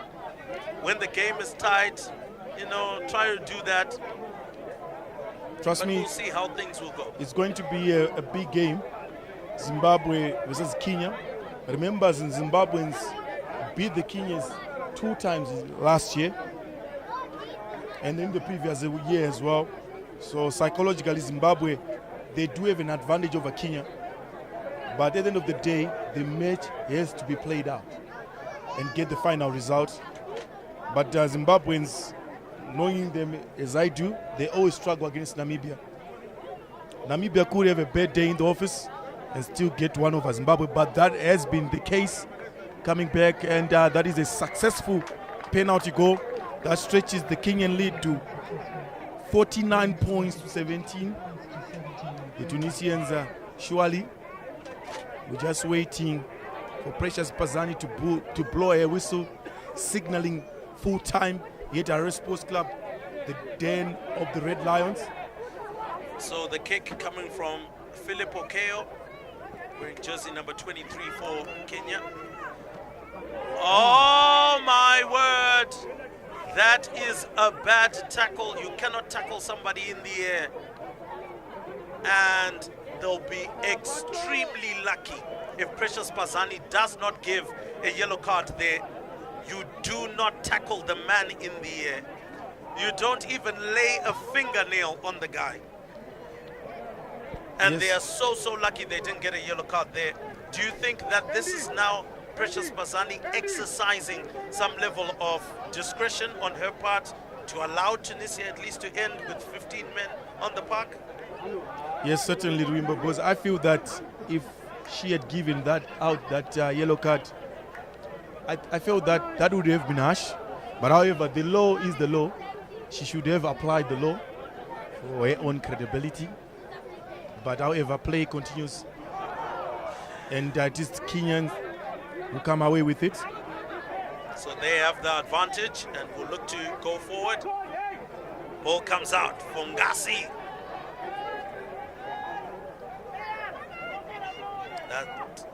So the Kenyans a loose pass that travels all the way back.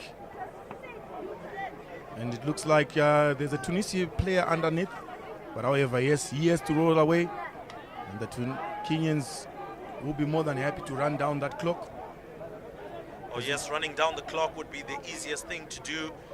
And Faf de Klerk, what did you teach our young boys? There's nothing wrong with the box kick, Wimbo. Absolutely nothing wrong. Picked up. Is that Malwa? Oh, we thought he was going to go down for the hat trick. But he knocked the ball on as he was trying to wriggle free of the Tunisians. Oh, he has been an absolute workhorse in the midfield of Tunisia, Sydney. Yes, he has been. Let's talk about that box kick. Perfectly executed, traveling at least 10 meters, and the Tunisians couldn't deal with that. And the chasers, skills. I thought that the outside center should have run on the outside, but I don't know why he cut back inside looking for a space that was not there. He could only find the shoulders of the Tunisians, and I hope that he's okay to continue as we go back on the field of play for a Tunisian scrum. Yes, let's see how things go for them here. 2.5 minutes approximately left in this encounter.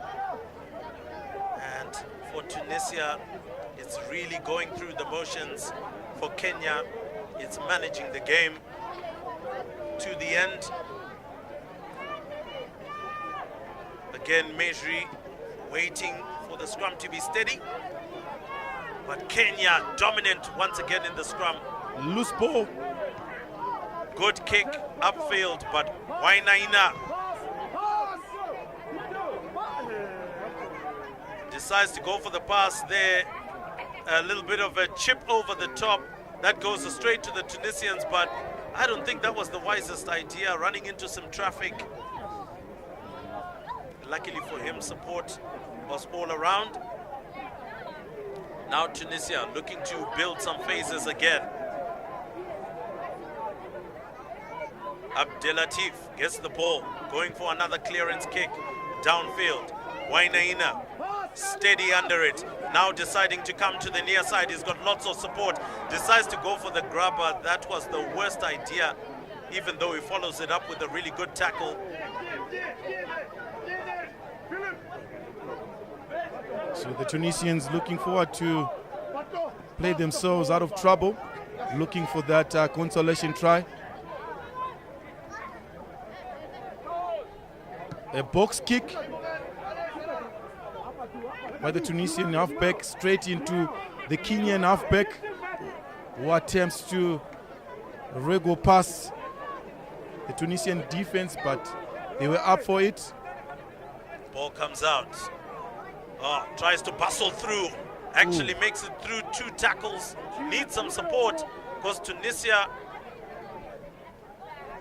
Oh my word, what a dummy. Ball goes over the top. Oh, now Kenya up to it again, running it through the hands. Oh, needed to have released the ball. He had runners on the outside. But Kenya still in possession. Tunisian defense is still offside. Still ball going through the hands.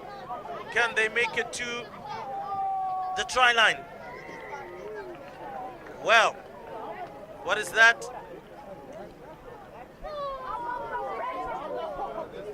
Well, it looks like it is a try. Still trying to look for who in that huddle and muddle was able to get another try over just on the stroke of 80 minutes according to our clock to send Tunisia past the 50. If it was in cricket, they would be raising the bat. But it's Shile wearing number 16 getting onto the ball, picking it up and pressing it down. So Kenya with another try. Okeo looking to seal things off here.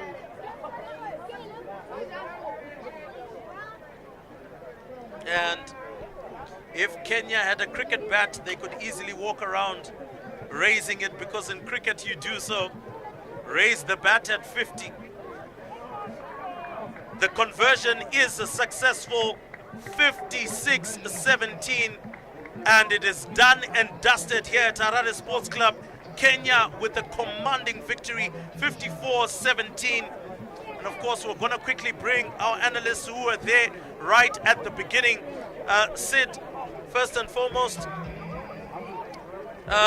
it was a game, a tough game for the Tunisians. They just couldn't find an answer, but the Kenyans walking out fantastic winners. Yes, indeed, Ruimbo. It was a great performance by the Kenyans, who only conceded in the 5 minutes, and they came back, scored 54 points against all right, so the Tunisians. We are going to be going for the post-match interview very quickly to try and get the thoughts of the captains.